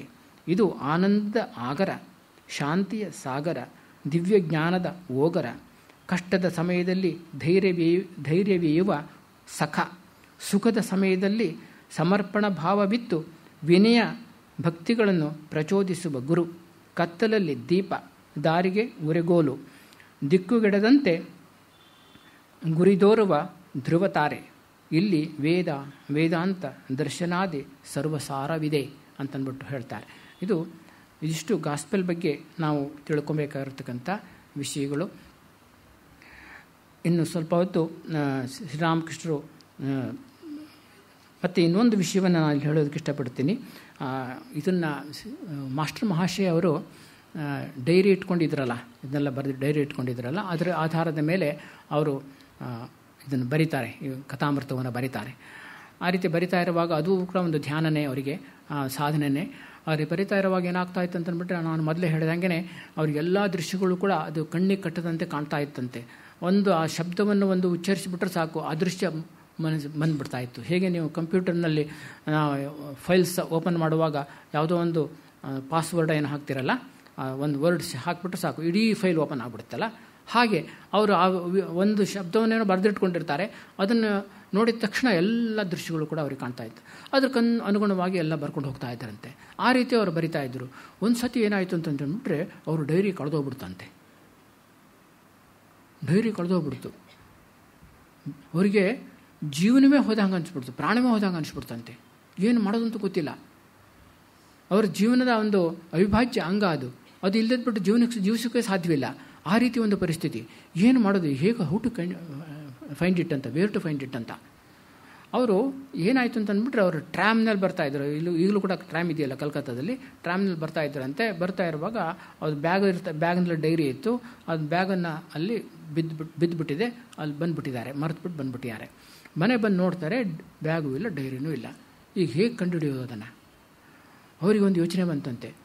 ಅವ್ರು ಏನು ಮಾಡಿದ್ದಾರೆ ಅಂತಂದ್ಬಿಟ್ರೆ, ಟ್ರ್ಯಾಮ್ ಟಿಕೆಟ್ ಕೊಡ್ತಾರಲ್ಲ, ಆ ಟಿಕೆಟನ್ನು ಅವರು ಟ್ರ್ಯಾಮಿನಿಂದ ಇಳಿದ ಮೇಲೆ ಹೊರದ್ಬಿಟ್ಟು ಬಿಸಾಕ್ಬಿಟ್ಟಿದ್ದಾರೆ. ಎಲ್ಲ ರಸ್ತೆನಲ್ಲಿ ಬಿಸಾಕಿ ಬಂದುಬಿಟ್ಟಿದ್ದಾರೆ. ಇವರು ಒಂದು ಯೋಚನೆ ಬಂತಂತೆ, ನಾನು ಈಗ ತಾನೇ ಹೋಗಿದ್ದೆ, ನೋಡೋಣ ಟಿಕೆಟ್ ಸಿಕ್ಕುತ್ತಾ ನೋಡೋಣ ಅಂತಂದ್ಬಿಟ್ಟು ಅವ್ರು ಹೋಗ್ಬಿಟ್ಟು ಅದೇ ದಾರಿಯಲ್ಲಿ ಹೋಗ್ಬಿಟ್ಟು ಟಿಕೆಟನ್ನು ಹುಡುಕ್ತಾರಂತೆ. ಟಿಕೆಟನ್ನು ಎಲ್ಲ ಹರಿದು ಬಿಸಾಕಿದ್ರಲ್ಲ, ಆ ಟಿಕೆಟನ್ನೆಲ್ಲ ಅದನ್ನೆಲ್ಲ ಸರಿಯಾಗಿ ಜೋಡಿಸಿದ್ರಂತೆ. ಪೀಸಸ್ಸನ್ನೆಲ್ಲ ಜೋಡಿಸಿದ್ರಂತೆ. ಜೋಡಿಸ್ಬಿಟ್ಟು ಕರೆಕ್ಟಾಗಿ ಅದ್ರ ನಂಬರ್ ಎಲ್ಲ ಗೊತ್ತಾಯ್ತಂತೆ. ಗೊತ್ತಾದ ತಕ್ಷಣ ಏನು ಮಾಡ್ತಾರೆ ಅಂತಂದ್ಬಿಟ್ರೆ, ಅಲ್ಲಿ ಹೋಗ್ಬಿಟ್ಟು ವಿಚಾರಿಸ್ತಾರೆ, ಯಾವ ಟ್ರ್ಯಾಮಿಂದ ಬಂದಿದ್ದು ಏನು ಮತ್ತು ಅಲ್ಲಿ ಹೋಗ್ಬಿಟ್ಟು ವಿಚಾರಿಸ್ತಾರಂತೆ. ವಿಚಾರಿಸಿದ ತಕ್ಷಣ ಅವ್ರು ಯಾರೋ ಫಾರ್ಚುನೇಟ್ಲಿ ಅವ್ರು ತೆಗೆದಿಟ್ಕೊಂಡಿದ್ರು ಆ ಬ್ಯಾಗನ್ನು, ಅದು ಸಿಕ್ತಂತೆ. ಆ ಸಿಕ್ಕಿದ ತಕ್ಷಣ ಅವ್ರಿಗೆ ಹೇಗೆ ಆನಂದ ಅಂದರೆ ಆನಂದ. ಅವನು ಕಳೆದು ಹೋಗಿರ್ತಕ್ಕಂಥದ್ದು ಮತ್ತೆ ಸಿಕ್ಕಿದ್ರೆ ಎಷ್ಟು ಆನಂದವಾಗುತ್ತಲ್ಲ, ಅಷ್ಟು ಆನಂದದಿಂದ ತಬ್ಬಿಕೊಂಡ್ಬಿಡ್ತಾರಂತೆ.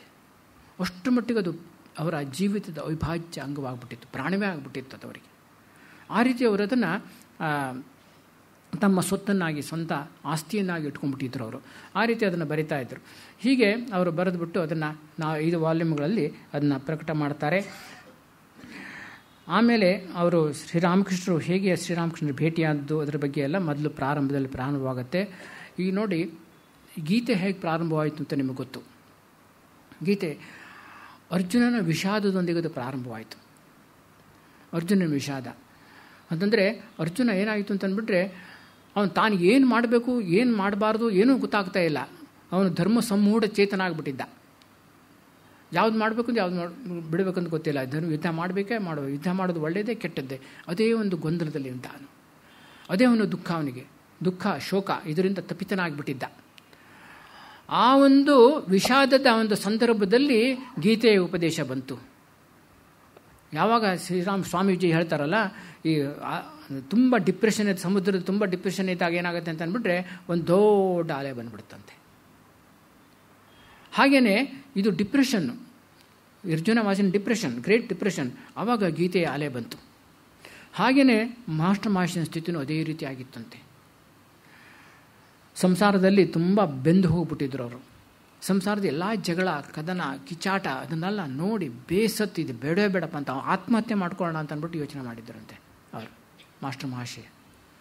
ಅದಕ್ಕೋಸ್ಕರ ಎಲ್ಲಾದರೂ ಕೂಡ ಸ್ವಲ್ಪ ಶಾಂತಿ ಸಿಕ್ಕತ್ತೋ, ಎಲ್ಲಾದರೂ ಕೂಡ ಒಂದು ನೆಮ್ಮದಿ ಸಿಕ್ಕತ್ತೋ ಅಂತ ಅವರು ಅಲ್ದಾಡ್ತಾ ಇದ್ದರಂತೆ. ಅಲ್ದಾಡ್ತಾ ಇದ್ದ ಒಂದು ದಿವಸ ಅವರ ಸ್ನೇಹಿತ ಸಿಧು ಅಂತಂದ್ಬಿಟ್ಟು, ಆ ಸಿಧುವಿನ ಜೊತೆ ಅಲ್ಲಿ ಬರಾಹನಗರ ಅಲ್ಲೆಲ್ಲ ಓಡಾಡ್ತಾ ಇರುವಾಗ, ಬೇರೆ ಬೇರೆ ಉದ್ಯಾನಗಳೆಲ್ಲ ಓಡಾಡ್ತಾ ಇರುವಾಗ ಆ ಸಿಧು ಹೇಳಿದಂತೆ, ನೋಡಿ ದಕ್ಷಿಣೇಶ್ವರ ಅಂತ ಒಂದು ಜಾಗ ಇದೆ, ಅಲ್ಲಿ ಒಳ್ಳೆ ಭಾಳ ಚೆನ್ನಾಗಿರ್ತಕ್ಕಂಥ ಗಾರ್ಡನ್ ಇದೆ, ಅಲ್ಲೊಬ್ಬರು ಸಂತರು ಇದ್ದಾರೆ, ಶ್ರೀರಾಮಕೃಷ್ಣರು ಅಂತ ಹೆಸರು, ಅವರು ಇದ್ದಾರೆ, ಅಲ್ಲಿ ಹೋಗೋಣ, ಭಾಳ ಚೆನ್ನಾಗಿದೆ, ಸ್ವಲ್ಪ ಮನಸ್ಸಿನ ನೆಮ್ಮದಿ ಸಿಕ್ಕತ್ತೆ, ಹೋಗೋಣ ಅಂತಂದ್ಬಿಟ್ಟು ಅಲ್ಲಿ ಕರ್ಕೊಂಬರ್ತಾರಂತೆ. ಅಲ್ಲಿ ದಕ್ಷಿಣೇಶ್ವರಕ್ಕೆ ಬಂದಿದ್ದೇ ಒಂದು ದೊಡ್ಡ ಒಂದು ಪವಾಡ. ಹೇಗೆ ನಮ್ಮಲ್ಲಿ ಆ ವಿಷಾದವೂ ಕೂಡ ಒಂದು ಯೋಗವಾಗುತ್ತೆ, ಅದು ಕೂಡ ಒಂದು ನಮಗೆ ಒಳ್ಳೆಯದನ್ನೇ ಉಂಟು ಮಾಡುತ್ತೆ ಅಂತ ಹೇಳೋದಕ್ಕೆ ಇದೆಲ್ಲ ಒಂದು ಉದಾಹರಣೆಗಳು. ನಾವು ಸಾಮಾನ್ಯವಾಗಿ ಕಷ್ಟ ಅಂತ ಅಂದ್ಬಿಟ್ರೆ ಅದೊಂದು ಕಷ್ಟ ಬೇಡಪ್ಪ ಅಂತ ಹಿಂಜರಿತೀವಿ. ಕಷ್ಟವೂ ಕೂಡ ನಮಗೆ ಒಂದು ವರವಾಗೋ ಸಾಧ್ಯ ಅಂತ ಹೇಳೋದಕ್ಕೆ ಇದೊಂದು ಉದಾಹರಣೆ.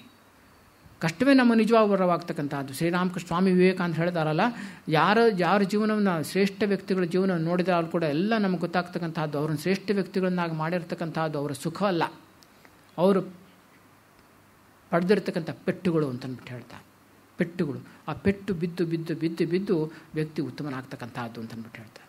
ಹಾಗೆಯೇ ಆ ವಿಷಾದವೂ ಕೂಡ ನಮಗೆ ದೊಡ್ಡ ವರವಾಗುತ್ತೆ ಅಂತಂದ್ಬಿಟ್ಟು. ಆ ರೀತಿ ಮಾಸ್ಟರ್ ಮಹಾಶಯ ಜೀವನದಲ್ಲೂ ಕೂಡ ಅದೇ ರೀತಿ ಆಗುತ್ತೆ. ಗೀತೆ ಹೇಗೆ ಪ್ರಾರಂಭವಾಗುತ್ತೋ ಅದೇ ರೀತಿಯೇ ಶ್ರೀರಾಮಕೃಷ್ಣರ ಉಪದೇಶವೂ ಕೂಡ ಅದೇ ರೀತಿಯೇ ಪ್ರಾರಂಭವಾಗುತ್ತೆ. ಅವರು ದಕ್ಷಿಣೇಶ್ವರಕ್ಕೆ ಬರ್ತಾರೆ. ದಕ್ಷಿಣೇಶ್ವರ ಅಂತಂದ್ಬಿಟ್ರೆ ಅದು ಒಂದು ದೊಡ್ಡ ತಪೋಭೂಮಿ. ಹೇಗೆ ಶ್ರೀರಾಮಕೃಷ್ಣರ ಜೀವನ ಅಂತಕ್ಕಂಥದ್ದು ಜೀವನ ಸಂದೇಶ ಅಂತ ಅಂದ್ಬಿಟ್ಟು ಎಲ್ಲ ಧರ್ಮಗಳ ಒಂದು ಸಮನ್ವಯವಾಗಿತ್ತೋ, ಹಾಗೆಯೇ ದಕ್ಷಿಣೇಶ್ವರವು ಕೂಡ ಅದೊಂದು ರೀತಿಯ ಸಮನ್ವಯ ಆಗಿತ್ತು. ಅಲ್ಲಿ ಕಾಳಿಯ ದೇವಸ್ಥಾನವೂ ಇತ್ತು, ವಿಷ್ಣುವಿನ ದೇವಸ್ಥಾನವೂ ಇತ್ತು, ಶಿವನ ದೇವಸ್ಥಾನವೂ ಕೂಡ ಇತ್ತು. ಹಾಗೆ ಅಲ್ಲಿ ಎಲ್ಲ ಅನೇಕ ಮತಗಳ ಒಂದು ಸಮನ್ವಯ ಆಗಿತ್ತು. ಅಂಥ ಒಂದು ಕ್ಷೇತ್ರ, ಪವಿತ್ರವಾಗಿರ್ತಕ್ಕಂಥ ಕ್ಷೇತ್ರ. ಆ ಕ್ಷೇತ್ರಕ್ಕೆ ಮಾಸ್ಟರ್ ಮಹಾಶಯ ಬರ್ತಾರೆ. ಮಾಸ್ಟರ್ ಮಹಾಶಯ ಬಂದಾಗ ಅವರು ಮೊದಲು ನೇರವಾಗಿ ಶ್ರೀರಾಮಕೃಷ್ಣರ ಕೊಠಡಿಗೆ ಹೋಗ್ತಾರಂತೆ. ಶ್ರೀರಾಮಕೃಷ್ಣರ ಕೊಠಡಿಗೆ ಹೋದಾಗ ಅವತ್ತಿನ ದಿವಸ ಭಾನುವಾರ, ವಸಂತ ಋತು ಅಂತೆ. ವಸಂತ ಋತುವಿನ ಒಂದು ಭಾನುವಾರದ ದಿವಸ ಮಾಸ್ಟರ್ ಮಹಾಶಯ ಶ್ರೀರಾಮಕೃಷ್ಣನ ಭೇಟಿಯಾಗಿರ್ತಕ್ಕಂಥದ್ದು. ಈ ವಸಂತ ಋತು ಕೂಡ ಒಂದು ವಿಶಿಷ್ಟ. ಯಾಕೆಂತಂದರೆ ನಮಗೆ ಗೊತ್ತಿರುವಂತೆ ವಸಂತ ಋತು ಅಂತಂದ್ಬಿಟ್ರೆ ಅದು ಆ ಸಂದರ್ಭದಲ್ಲಿ ಎಲ್ಲ ಮರಗಳು ಎಲ್ಲದೂ ಕೂಡ ಹೊಸ ಹೊಸ ಚಿಗುರಿನಿಂದ ಶೋಭಿಸೋಕ್ಕೆ ಶುರುವಾಗುತ್ತೆ. ಅದೊಂದು ಹೊಸತನ ಬಂದುಬಿಡುತ್ತೆ. ಎಲ್ಲ ಭೂಮಿಗೊಂದು ಹೊಸತನ ಬಂದುಬಿಡುತ್ತೆ. ಆ ಹೊಸತನದಿಂದ ಬೆಳಗ್ತಕ್ಕಂಥದ್ದು ಅದು ವಸಂತ ಋತು. ಅದಕ್ಕೇ ಶಂಕರಾಚಾರ್ಯರು ಕೂಡ ಹೇಳ್ತಾರೆ, ವಸಂತವತ್ ಲೋಕಹಿತಂ ಚರಂತಹ ಸಂತೋ ಮಹಾಂತಹ ವಸಂತವತ್ ಲೋಕಹಿತಂ ಚರಂತಹ ಅಂತಂದ್ಬಿಟ್ಟು ಹೇಳ್ತಾರೆ.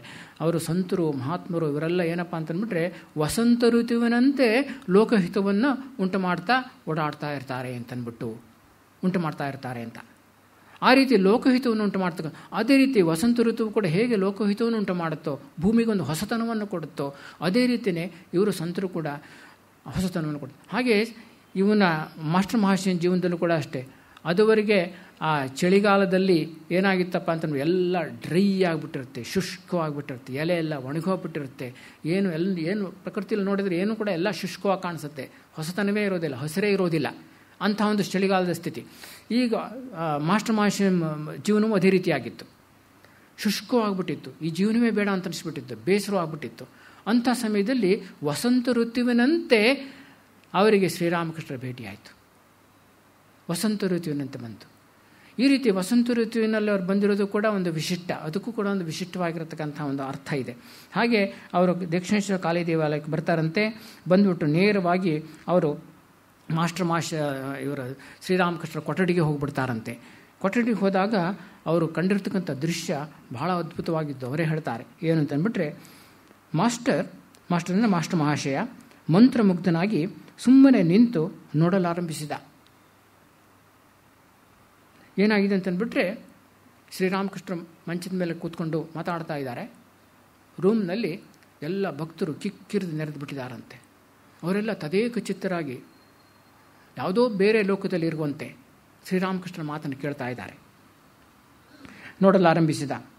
ಆತನಿಗೆ ತೋರಿತು ಸಾಕ್ಷಾತ್ ಶುಕದೇವನೇ ಭಗವದ್ವಿಷಯವಾಗಿ ಅಲ್ಲಿ ಮಾತನಾಡುತ್ತಿರುವ ಹಾಗೆ, ಸರ್ವತೀರ್ಥಗಳು ಅಲ್ಲಿ ಸಮಾಗಮವಾಗಿರುವ ಹಾಗೆ, ಸಾಕ್ಷಾತ್ ಚೈತನ್ಯ ದೇವನೇ ಜಗನ್ನಾಥಪುರಿ ಕ್ಷೇತ್ರದಲ್ಲಿ ಕುಳಿತು ರಾಮಾನಂದ ಸ್ವರೂಪ ಇವರೇ ಮೊದಲಾದ ಭಕ್ತರೊಡನೆ ಭಗವಂತನ ನಾಮಗುಣ ಕೀರ್ತನೆ ಮಾಡುತ್ತಿರುವ ಹಾಗೆ. ಇಲ್ಲಿ 3 ಉದಾಹರಣೆಯನ್ನು ಕೊಡ್ತಾರೆ ಇಲ್ಲಿ ಮಾಸ್ಟರ್ ಮಹಾಶಯ. ಒಂದು, ಶುಕದೇವ ಹೇಗೆ ಭಾಗವತವನ್ನು ಅವನ ಉಪದೇಶ ಮಾಡಿದ್ನಲ್ಲ ಪರೀಕ್ಷಿತ್ ಮತ್ತು ಮುಂತಾದವರಿಗೆ, ಅದೇ ರೀತಿ ಇವರು ಶ್ರೀರಾಮಕೃಷ್ಣರು ಅಲ್ಲಿ ಕೂತ್ಕೊಂಡು ಮಾತಾಡ್ತಾ ಇದ್ದಾರೆ ಅಂತ. ಶುಕದೇವ ಅಂತಂದ್ಬಿಟ್ಟು ನಿಮ್ಗೆ ಗೊತ್ತಿರುವಂತೆ ವ್ಯಾಸರ ಪುತ್ರ. ಶುಕ ಅನ್ನೋದಕ್ಕೆ 2 ಅರ್ಥ ಇದೆ. ಒಂದು ಶುಕ ಅಂತಂದ್ಬಿಟ್ರೆ ಶುಕಮುನಿ, ಮತ್ತೊಂದು ಶುಕ ಅಂತಂದ್ಬಿಟ್ರೆ ಗಿಳಿ ಅಂತಂದ್ಬಿಟ್ಟು. ಅದಕ್ಕೆ ಭಾಗವತದಲ್ಲಿ ಒಂದು ಶ್ಲೋಕ ಬರುತ್ತೆ.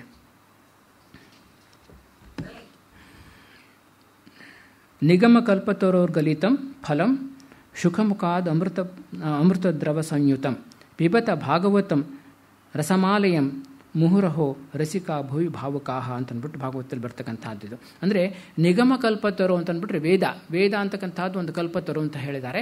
ಆ ಕಲ್ಪತರುವಿಂದ ಅದು ಗಲಿತಂ ಅಂತಂದ್ಬಿಟ್ರೆ 2 ಅರ್ಥ. ಒಂದು ಬಿದ್ದಿರ್ತಕ್ಕಂಥದ್ದು, ಮತ್ತೊಂದು ಗಲಿತ ಅಂತಂದ್ಬಿಟ್ರೆ ಮಾಗಿರೋದು ಅಂತಂದ್ಬಿಟ್ಟು, ತುಂಬ ಚೆನ್ನಾಗಿ ಹಣ್ಣಾಗಿರೋದು ಅಂತಂದ್ಬಿಟ್ಟು. ಬಿದ್ದಿರೋದು ಅಂತ ಯಾಕೆ ಹೇಳ್ತಾರೆ ಅಂತಂದ್ಬಿಟ್ರೆ ಶುಕಮುಖಾದ ಅದು ಶುಕಮುಖ ಅಂತಂದ್ಬಿಟ್ಟು, ಶುಕ ಅಂದರೆ 2 ಅರ್ಥ. ಒಂದು ಗಿಳಿ ಅಂತ, ಮತ್ತೊಂದು ಇವರು ಶುಕಮುನಿ. ಅದು ಗಿಳಿ ಏನು ಮಾಡ್ತಂತಂದ್ಬಿಟ್ರೆ, ಆ ಕಲ್ಪತರು ಇದೆಯಲ್ಲ ನಿಗಮ ಕಲ್ಪತರು, ಆ ಮರದ ಮೇಲೆ ಹೋಗಿ ಆ ಹಣ್ಣನ್ನು ಕಿತ್ಕೊಬೇಕು ಅಂತಂದ್ಬಿಟ್ಟು ತಿನ್ನಬೇಕು ಅಂತ, ರುಚಿ ನೋಡಬೇಕು ಅಂತ ಕೂತ್ಕೊಂಡ ತಕ್ಷಣ ಅದು ಬಿದ್ದುಬಿಡ್ತಂಥದ್ದು. ಆ ರೀತಿ ಬಿದ್ದಿರ್ತಕ್ಕಂಥದ್ದು ಭಾಗವತ ಅಂತಂದ್ಬಿಟ್ಟು. ಗಲಿತ ಅದು ಹಣ್ಣಾಗಿರೋದು ಅಂತ 2 ಅರ್ಥನೂ ಕೂಡ ಇದೆ. ಆ ರೀತಿ ಅದು ಬಿದ್ದಿರ್ತಕ್ಕಂಥದ್ದು. ಆಮೇಲೆ ಗರಿತು ಅಮೃತ ದ್ರವ ಸಂಯುತಂ ಅಂತಂದ್ಬಿಟ್ಟು ಹೇಳ್ತಾರೆ. ಅದು ಅಮೃತ ದ್ರವದಿಂದ ಕೂಡಿರ್ತಕ್ಕಂಥದ್ದು, ಅತ್ಯಂತ ರುಚಿಯಾಗಿರ್ತಕ್ಕಂಥದ್ದು, ಅತ್ಯಂತ ಶ್ರೇಷ್ಠವಾಗಿರ್ತಕ್ಕಂಥದ್ದು ಅಂತಂದ್ಬಿಟ್ಟು. ಅದನ್ನು ಮುಹುರಹೋ ಯಾರು ರಸಿಕರು ಅದನ್ನು ಯಾವಾಗಲೂ ಕೂಡ ಅದನ್ನು ಭಾವಿಸಬೇಕು, ಅದನ್ನು ಸವಿಬೇಕು, ಅನುಭವಿಸಬೇಕು ಅಂತಂದ್ಬಿಟ್ಟು. ಪಿಬತ ಭಾಗವತಂ ರಸಮಾಲಯಂ ಅಂತಂದ್ಬಿಟ್ರೆ ಅದು ರಸದ ಆಲಯ, ದೇವಾಲಯ. ಅಂದರೆ ಎಲ್ಲ ರಸಗಳು ಅದರಲ್ಲಿದೆ ಅಂತಂದ್ಬಿಟ್ಟು. ಎಲ್ಲ ರಸಗಳು, ನವರಸಗಳು ಕೂಡ ಅದರಲ್ಲಿದೆ, ಭಕ್ತಿರಸವೂ ಕೂಡ ಇದೆ, ಎಲ್ಲ ರಸಗಳು ಕೂಡ ಇದೆ. ಆ ರೀತಿ ಒಂದು ಭಾಗವತ. ಅದನ್ನು ಶ್ರೀರಾಮಕೃಷ್ಣರು ಭಾಳ ಚೆನ್ನಾಗಿ ಹೇಳ್ತಾರೆ. ಭಾಗವತವನ್ನು ಜಿಲೇಬಿ ಕಂಪೇರ್ ಮಾಡ್ತಾರೆ, ಗೊತ್ತಿರಬೇಕು ನಿಮಗೆ. ಅದು ಜಿಲೇಬಿ ಇದ್ದ ಹಾಗೆ ಅಂತಂದ್ಬಿಟ್ಟು. ಜಿಲೇಬಿ ನೋಡಿ ಏನು ಮಾಡ್ತಾರೆ ಅಂತಂದ್ಬಿಟ್ಟು, ಜಿಲೇಬಿಯನ್ನು ಮೊದಲು ಅದನ್ನು ಹಿಟ್ಟನ್ನು ಎಲ್ಲ ಹೀಗೆ ಮಾಡಿಬಿಟ್ಟು ಆಮೇಲೆ ಅದನ್ನು ಎಣ್ಣೆ ಹಾಕ್ತಾರೆ. ಎಣ್ಣೆನಲ್ಲಿ ಅದನ್ನು ಚೆನ್ನಾಗಿ ಅದನ್ನು ಬೇಯಿಸ್ತಾರೆ. ಅದನ್ನು ಬೇಯಿಸಾದ್ಮೇಲೆ ಏನು ಮಾಡ್ತಾರೆ ಅಂತಂದರೆ ಸಕ್ಕರೆ ಪಾಕದಲ್ಲಿ ಅತ್ತಾರೆ. ಅದ್ಬಿಟ್ರೆ ಏನಾಗುತ್ತೆ, ಆ ಸಕ್ಕರೆ ಪಾಕವನ್ನು ಚೆನ್ನಾಗಿ ಹೀರ್ಕೊಂಡ್ಬಿಡುತ್ತೆ, ಭಾಳ ರುಚಿ ಆಗಿಬಿಡುತ್ತೆ. ಹಾಗೆಯೇ ಈ ಭಾಗವತ ಅದೇ ರೀತಿ ಜಿಲೇಬಿ ಇದ್ದ ಹಾಗೆ. ಮೊದಲು ಅದನ್ನು ಜ್ಞಾನದ ಅಗ್ನಿಯಲ್ಲಿ ಬೇಯಿಸಿರ್ತಾರೆ, ಆಮೇಲೆ ಭಕ್ತಿಯ ರಸಪಾಕದಲ್ಲಿ ಅದನ್ನು ಅದ್ದಿರ್ತಾರೆ. ಆ ರೀತಿ ಅದ್ಬಿಟ್ಟು ಏನಾಗಿದೆ ಅಂತಂದ್ಬಿಟ್ರೆ ಅದು ಅತ್ಯಂತ ಸ್ವಾದ್ಯವಾಗಿಬಿಟ್ಟಿದೆ. ಹಾಗೆ ಕಥಾಮೃತ ಅನ್ನೋದು ಕೂಡ ಅದೇ ರೀತಿಯೇ, ಅದರಲ್ಲಿ ಜ್ಞಾನವೂ ಇದೆ, ಭಕ್ತಿಯೂ ಇದೆ, ಎಲ್ಲವೂ ಕೂಡ ಇರ್ತಕ್ಕಂಥ. ಆ ರೀತಿ ಭಾಗವತಕ್ಕೆ ಸಮಾನವಾಗಿರ್ತಕ್ಕಂಥದ್ದು ಇದು ಅಂತಂದ್ಬಿಟ್ಟು ಆ ಅರ್ಥದಲ್ಲಿ ಇವರು ಶುಕನೇ ಅವರು ಶ್ರೀರಾಮಕೃಷ್ಣ ರೂಪದಲ್ಲಿ ಬಂದ್ಬಿಟ್ಟು ಉಪದೇಶ ಮಾಡ್ತಾ ಇರೋ ಹಾಗೆ ಅವರಿಗೆ ಅನಿಸುತ್ತಂತೆ. ಆಮೇಲೆ ಎಲ್ಲ ತೀರ್ಥಕ್ಷೇತ್ರಗಳು ಕೂಡ ಇಲ್ಲಿ ಸಮಾಗಮವಾದಂತೆ ಅಂತ ಅನಿಸ್ಬಿಡ್ತಾರೆ. ಶ್ರೀರಾಮಕೃಷ್ಣರೇ ಒಂದು ತೀರ್ಥರೂಪರು. ತೀರ್ಥೀಕರುವಂತೆ ತೀರ್ಥಾಣಿ ಸಚ್ಛಾಸ್ತ್ರೀಕರುವಂತೆ ಶಾಸ್ತ್ರಾಣಿ ಅಂತ ಅಂದ್ಬಿಟ್ರು ಅಂಥ ತೀರ್ಥಪುರುಷರ ಬಗ್ಗೆ ಹೇಳ್ತಾರೆ. ಎಲ್ಲಿ ಆ ಮಹಾಪುರುಷರು ಅವರು ಅಂಥ ಮಹಾಪುರುಷರು ಹುಟ್ಟಿದ ಸ್ಥಳವೂ ತೀರ್ಥವಾಗುತ್ತೆ, ಅವರು ಸಾಧನೆ ಮಾಡಿದ ಸ್ಥಳವೂ ತೀರ್ಥವಾಗುತ್ತೆ, ಅವರು ಎಲ್ಲೆಲ್ಲಿ ಹೋಗಿದ್ರೋ ಅದೆಲ್ಲ ತೀರ್ಥವಾಗುತ್ತೆ, ಎಲ್ಲದೂ ಕೂಡ ತೀರ್ಥವಾಗಿಬಿಡುತ್ತೆ. ಹಾಗೆಯೇ ಶ್ರೀರಾಮಕೃಷ್ಣರು ಸಾಧನೆ ಮಾಡಿದ ಜಾಗನೂ ದಕ್ಷಿಣೇಶ್ವರ ತೀರ್ಥವಾಯಿತು, ಆಮೇಲೆ ಕಾಮಾರ್ಪಕರು ತೀರ್ಥವಾಯಿತು, ಎಲ್ಲದೂ ಕೂಡ ತೀರ್ಥವಾಗಿಬಿಡ್ತು. ಅವರು ಎಲ್ಲೆಲ್ಲಿ ಹೋಗಿದ್ದೋ ಅದೆಲ್ಲವೂ ಕೂಡ ತೀರ್ಥವಾಗಿಬಿಡ್ತು. ಅವರು ಇದ್ದ ಜಾಗ ಎಲ್ಲ ತೀರ್ಥವಾಗಿಬಿಡ್ತು. ಅಲ್ಲಿ ಎಲ್ಲಿ ಉಪದೇಶ ಮಾಡ್ತಾರೋ ಅದು ಕೂಡ ತೀರ್ಥವಾಗಿಬಿಡುತ್ತೆ. ಇಂಥ ಒಂದು ತೀರ್ಥ ಸ್ವರೂಪರವರು ಶ್ರೀರಾಮಕೃಷ್ಣರು ಅಂಥ ತೀರ್ಥ ಸ್ವರೂಪರು ಅಂತ ಹೇಳ್ತಾರೆ. ಮಾಸ್ಟರ್ ಮಹಾಶಯನಿಗೆ 2 ತೀರ್ಥ ಆಗುತ್ತೆ ಇಲ್ಲಿ. ಒಂದು ಏನಪ್ಪ ಅಂತಂದ್ಬಿಟ್ರೆ ದಕ್ಷಿಣೇಶ್ವರ ಅಂತಕ್ಕಂಥ ತೀರ್ಥ ಸ್ಥಳಕ್ಕೆ ಬಂದುಬಿಟ್ಟು ಶ್ರೀರಾಮಕೃಷ್ಣರ ವಾಕ್ತೀರ್ಥದಲ್ಲಿ ಮಿಂದುಬಿಟ್ಟು ಅವರು ಪುನೀತರಾಗ್ಬಿಡ್ತಾರೆ ಮಾಸ್ಟರ್ ಮಹಾಶಯ. ಹೀಗೆ 2 ರೀತಿಯಲ್ಲಿ ತೀರ್ಥ ಸ್ನಾನ ಆಗಿಬಿಡುತ್ತೆ, ತೀರ್ಥದ ಅನುಭವ ಆಗಿಬಿಡುತ್ತೆ ಮಾಸ್ಟರ್ ಮಹಾಶಯನಿಗೆ. ಆಮೇಲೆ ಇನ್ನು ತೀರ್ಥ ಅಂತಂದ್ಬಿಟ್ಟು ಇನ್ನೊಂದು ಅರ್ಥನೇ ಇದೆ. ಏನು ಅಂತಂದರೆ ಸಾಧು ಸಂಘ ಅತ್ಯಂತ ಶ್ರೇಷ್ಠವಾಗಿರ್ತಕ್ಕಂಥ ತೀರ್ಥ ಅಂತಂದ್ಬಿಟ್ಟು ಹೇಳ್ತಾರೆ. ಆ ಸಾಧು ಸಂಘನೂ ಕೂಡ ಆಯಿತು. ಸಾಧು ಸಂಘದಲ್ಲಿ, ಸತ್ಪುರುಷರ ಸಂಘದಲ್ಲಿ ಅದಕ್ಕಿಂತ ದೊಡ್ಡ ತೀರ್ಥ ಇನ್ಯಾವುದೂ ಕೂಡ ಇಲ್ಲ. ಪವಿತ್ರ ಸುಮ್ಮನೆ ತೀರ್ಥ ಅಂತಂದ್ಬಿಟ್ರೆ ಎಲ್ಲೋ ಏನೋ ಹೋಗ್ಬಿಟ್ಟು ಯಾವುದೋ ನದಿನಲ್ಲಿ ಅಥವಾ ಕೊಳದಲ್ಲಿ ಮಿಂದು ಬಿಡೋದು ಅಂತಲ್ಲ, ಅಥವಾ ಇನ್ನೇನಾದರೂ ಸ್ಥಳಕ್ಕೆ ಹೋಗ್ಬಿಟ್ಟು ಬರೋದು ಅಂತಲ್ಲ. ಪುರಂದರದಾಸರು ಹೇಳ್ತಾರಲ್ಲ, ಮಿಂದಲ್ಲಿ ಫಲವೇನು ಮೀನು ಮೊಸಳೆಯಂತೆ, ನಿಂದಲ್ಲಿ ಫಲವೇನು ಶ್ರೀಶೈಲಕ್ಕಾಗೆಯಂತೆ ಅಂತಂದ್ಬಿಟ್ಟು. ಹಾಗೇನು ಪ್ರಯೋಜನ? ತೀರ್ಥ ಸ್ಥಳದಲ್ಲಿ ಇದ್ರೂ ತಾನೇ ಏನೋ ಬೇಲೂರು ಮಠದಲ್ಲೂ ಕೂಡ ಚಿಕ್ಕಾಪಟ್ಟೆ ಕಾಗೆಗಳಿದ್ದಾವೆ. ಏನು ಪ್ರಯೋಜನ? ಏನು ಪ್ರಯೋಜನ ಇಲ್ಲ. ಸುಮ್ಮನೆ ಮೀನು ತಿನ್ನೋಕೆ ಬರ್ತಾವೆ ಅಷ್ಟೇ. ಆ ರೀತಿ ಅದರಿಂದ ಏನು ಪ್ರಯೋಜನ ಆಗೋದಿಲ್ಲ. ಶ್ರೀರಾಮಕೃಷ್ಣ ಭಾಳ ತಮಾಷೆಯಾಗಿ ಹೇಳ್ತಾರೆ. ಅವರು ಯಾರೊಬ್ಬ ಹೋಗ್ಬಿಟ್ಟು ಒಂದು ಗಂಗಾ ನದಿನಲ್ಲಿ ತನ್ನ ಪಾಪವನ್ನೆಲ್ಲ ಕೊಳ್ಕೊಳ್ಳೋದಕ್ಕೋಸ್ಕರವಾಗಿ ಗಂಗಾ ನದಿ ಸ್ನಾನ ಮಾಡ್ತಾನಂತೆ. ಆಮೇಲೆ ಅವೆಲ್ಲ ಪಾಪಗಳೆಲ್ಲ ಹಕ್ಕಿ ರೂಪದಲ್ಲಿ ಮರದ ಮೇಲೆ ಕೂತಿರ್ತಾವಂತೆ, ದಡದಲ್ಲಿ ಕೂತಿರೋ. ಅವ್ನು ಸ್ನಾನ ಮಾಡಿ ಹೊರಗಡೆ ಬಂದ ತಕ್ಷಣ ಮತ್ತೆ ನಾವು ಎಲ್ಲಿ ಸೇರ್ಕೊಂಡ್ಬಿಡ್ತಾವಂತೆ. ಹಾಗೆ ಆಗಿಬಿಡುತ್ತೆ. ನಮಗೇನು ಪ್ರಯೋಜನ ಆಗೋದೇ ಇಲ್ಲ ಆ ರೀತಿ ಇದ್ದರೆ. ಅದಕ್ಕೆ ತೀರ್ಥ ಅಂತಂದ್ಬಿಟ್ರೆ ಶ್ರೀರಾಮಕೃಷ್ಣ ಹೇಳ್ತಾರಲ್ಲ, ತೀರ್ಥೀಕರುವಂತೆ ತೀರ್ಥನ. ಅಲ್ಲಿ ಯಾವ ತೀರ್ಥದಲ್ಲಿ ಅವ್ರು ಮುಳುಗ್ತಾರೋ ಅದು ಮತ್ತಷ್ಟು ತೀರ್ಥವಾಗಿಬಿಡುತ್ತಂತವ್ರು, ಇನ್ನಷ್ಟು ಪವಿತ್ರ ಆಗಿಬಿಡುತ್ತಂತೆ. ಒಂದು ಘಟನೆಯನ್ನು ಹೇಳ್ಬಿಟ್ಟು ಮುಗಿಸ್ಬಿಡ್ತೀನಿ. ಗಿರೀಶ್ ಚಂದ್ರ ಘೋಷ್ ಅವರು ಮಾಡೋದು ಶ್ರೀರಾಮಕೃಷ್ಣ ಹತ್ರ ಬರ್ತಾ ಇದ್ರಲ್ಲ, ಆವಾಗ ಶ್ರೀರಾಮಕೃಷ್ಣ ಹೇಳ್ತಾನೆ, ನೀನು ಹೋಗಿ ಗಂಗಾ ಸ್ನಾನ ಮಾಡ್ಕೊಂಬ ಅಂತಂದ್ಬಿಟ್ಟು. ಅವ್ರಿಗೆ ಗಂಗಾ ಸ್ನಾನ ಮಾಡೋಕ್ಕೆ ಇಷ್ಟ ಇರ್ತಾ ಇರೋದಿಲ್ಲ. ಶ್ರೀರಾಮಕೃಷ್ಣ ಅವ್ರಿಗೇನು ಅಂತಂದ್ಬಿಟ್ರೆ, ನಾನು ಅತ್ಯಂತ ಪಾಪಿ ನಾನು ಮಾಡಿದ ಪಾಪಕೃತ್ಯನೇ ಇಲ್ಲ. ನಾನು ಹೋಗ್ಬಿಟ್ಟು ಗಂಗಾ ಸ್ನಾನ ಮಾಡಿದರೆ ಏನಾಗುತ್ತೆ, ನನ್ನ ಪಾಪ ಎಲ್ಲ ಗಂಗೆಗೆ ಹೋಗುತ್ತೆ. ಅದರಿಂದ ನಾನು ಹೋಗೋದಿಲ್ಲ, ನಾನು ಮಾಡೋದೇ ಇಲ್ಲ ಅಂತಂದ್ಬಿಟ್ಟು ಏನು ಹೇಳಿದ್ರು ಹೋಗ್ತಾ ಇರಲಿಲ್ಲವಂತೆ. ಆಮೇಲೆ ಅನೇಕ ದಿನಗಳಾದಮೇಲೆ ಶ್ರೀರಾಮಕೃಷ್ಣ ಪ್ರಭಾವಕ್ಕೊಳಗಾದ ಮೇಲೆ ಅವರು ಗಂಗಾ ಸ್ನಾನ ಪ್ರತಿದಿನ ಮಾಡ್ತಾಯಿದ್ರಂತೆ. ಆವಾಗ ಮಾಡ್ತಾಯಿದ್ರಂತೆ. ಯಾರೋ ಒಬ್ರು ಕೇಳಿದ್ರಂತೆ, ನೋಡಪ್ಪ ನೀನು ಅವರು ಅವಾಗ ಎಷ್ಟು ಹೇಳ್ತಾಯಿದ್ರು ಗಂಗಾ ಸ್ನಾನ ಮಾಡು ಅಂತಂದ್ಬಿಟ್ಟು, ನೀನು ಮಾಡ್ತಾ ಇರಲಿಲ್ಲ, ಈಗ ನೀನು ಮತ್ತೆ ಗಂಗಾ ಸ್ನಾನ ಮಾಡ್ತೀಯಲ್ಲ ಯಾಕೆ ಅಂತಂದ್ಬಿಟ್ಟು. ಅವರು ಹೇಳಿದ್ರಂತೆ ಗಿರೀಶ್ ಚಂದ್ರ ಘೋಷ್ ಏನು ಅಂತಂದ್ಬಿಟ್ಟು, ನಾನು ಗಂಗಾ ಸ್ನಾನ ಮಾಡ್ತಾ ಇರೋದು ನನ್ನ ಪಾಪವನ್ನು ತೊಳ್ಕೊಳ್ಳೋದಕ್ಕಲ್ಲ, ನನ್ನಲ್ಲಿರೋ ಪಾಪವನ್ನೆಲ್ಲ ಶ್ರೀರಾಮಕೃಷ್ಣ ಆಗಲೇ ತೊಳೆದುಬಿಟ್ಟಿದ್ದಾರೆ. ಪಾಪ ಅಂತಕ್ಕಂಥದ್ದು ಇಲ್ಲವೇ ಇಲ್ಲ ನನ್ನಲ್ಲಿ, ಎಲ್ಲವನ್ನೂ ಶ್ರೀರಾಮಕೃಷ್ಣ ತೊಳೆದಾಕ್ಬಿಟ್ಟಿದ್ದಾರೆ. ನಾನೀಗ ಗಂಗಾ ಸ್ನಾನ ಮಾಡ್ತಾ ಇರೋದು ಶ್ರೀರಾಮಕೃಷ್ಣರ ಶ್ರೀರಾಮಕೃಷ್ಣ ಸಂಪರ್ಕದಿಂದ ನಾನು ಎಷ್ಟು ಪವಿತ್ರವಾಗಿ ಬಿದ್ದೀನಿ ಅಂತಂದ್ಬಿಟ್ರೆ, ಗಂಗೆನೇ ಪವಿತ್ರವಾಗಲಿ ಇನ್ನೂ ಸ್ವಲ್ಪ ನನ್ನಿಂದಾಗಿ ಅಂತ ನಾನು ಸ್ನಾನ ಮಾಡ್ತಾ ಇದ್ದೀನಿ ಅಂತ ಹೇಳಿದ್ದಾರೆ. ಎಂಥ ಒಂದು ಶ್ರದ್ಧೆ ನೋಡಿ ಅವ್ರದ್ದು. ಆ ರೀತಿ ಶ್ರದ್ಧೆ ಇರಬೇಕು. ಆ ರೀತಿ ಶ್ರದ್ಧೆ ಇದ್ದರೆ ಆಗ ತೀರ್ಥ ನಿಜವಾದ ತೀರ್ಥವಾಗುತ್ತೆ ನಮಗೆ ಅಂತಂದ್ಬಿಟ್ಟು, ನಮ್ಮ ಪಾಲಿಗೆ. ಇಷ್ಟು ಹೇಳಿಬಿಟ್ಟು ನಾಳೆಯಿಂದ ಮುಂದುವರಿಸ್ತೀನಿ ಇದನ್ನು.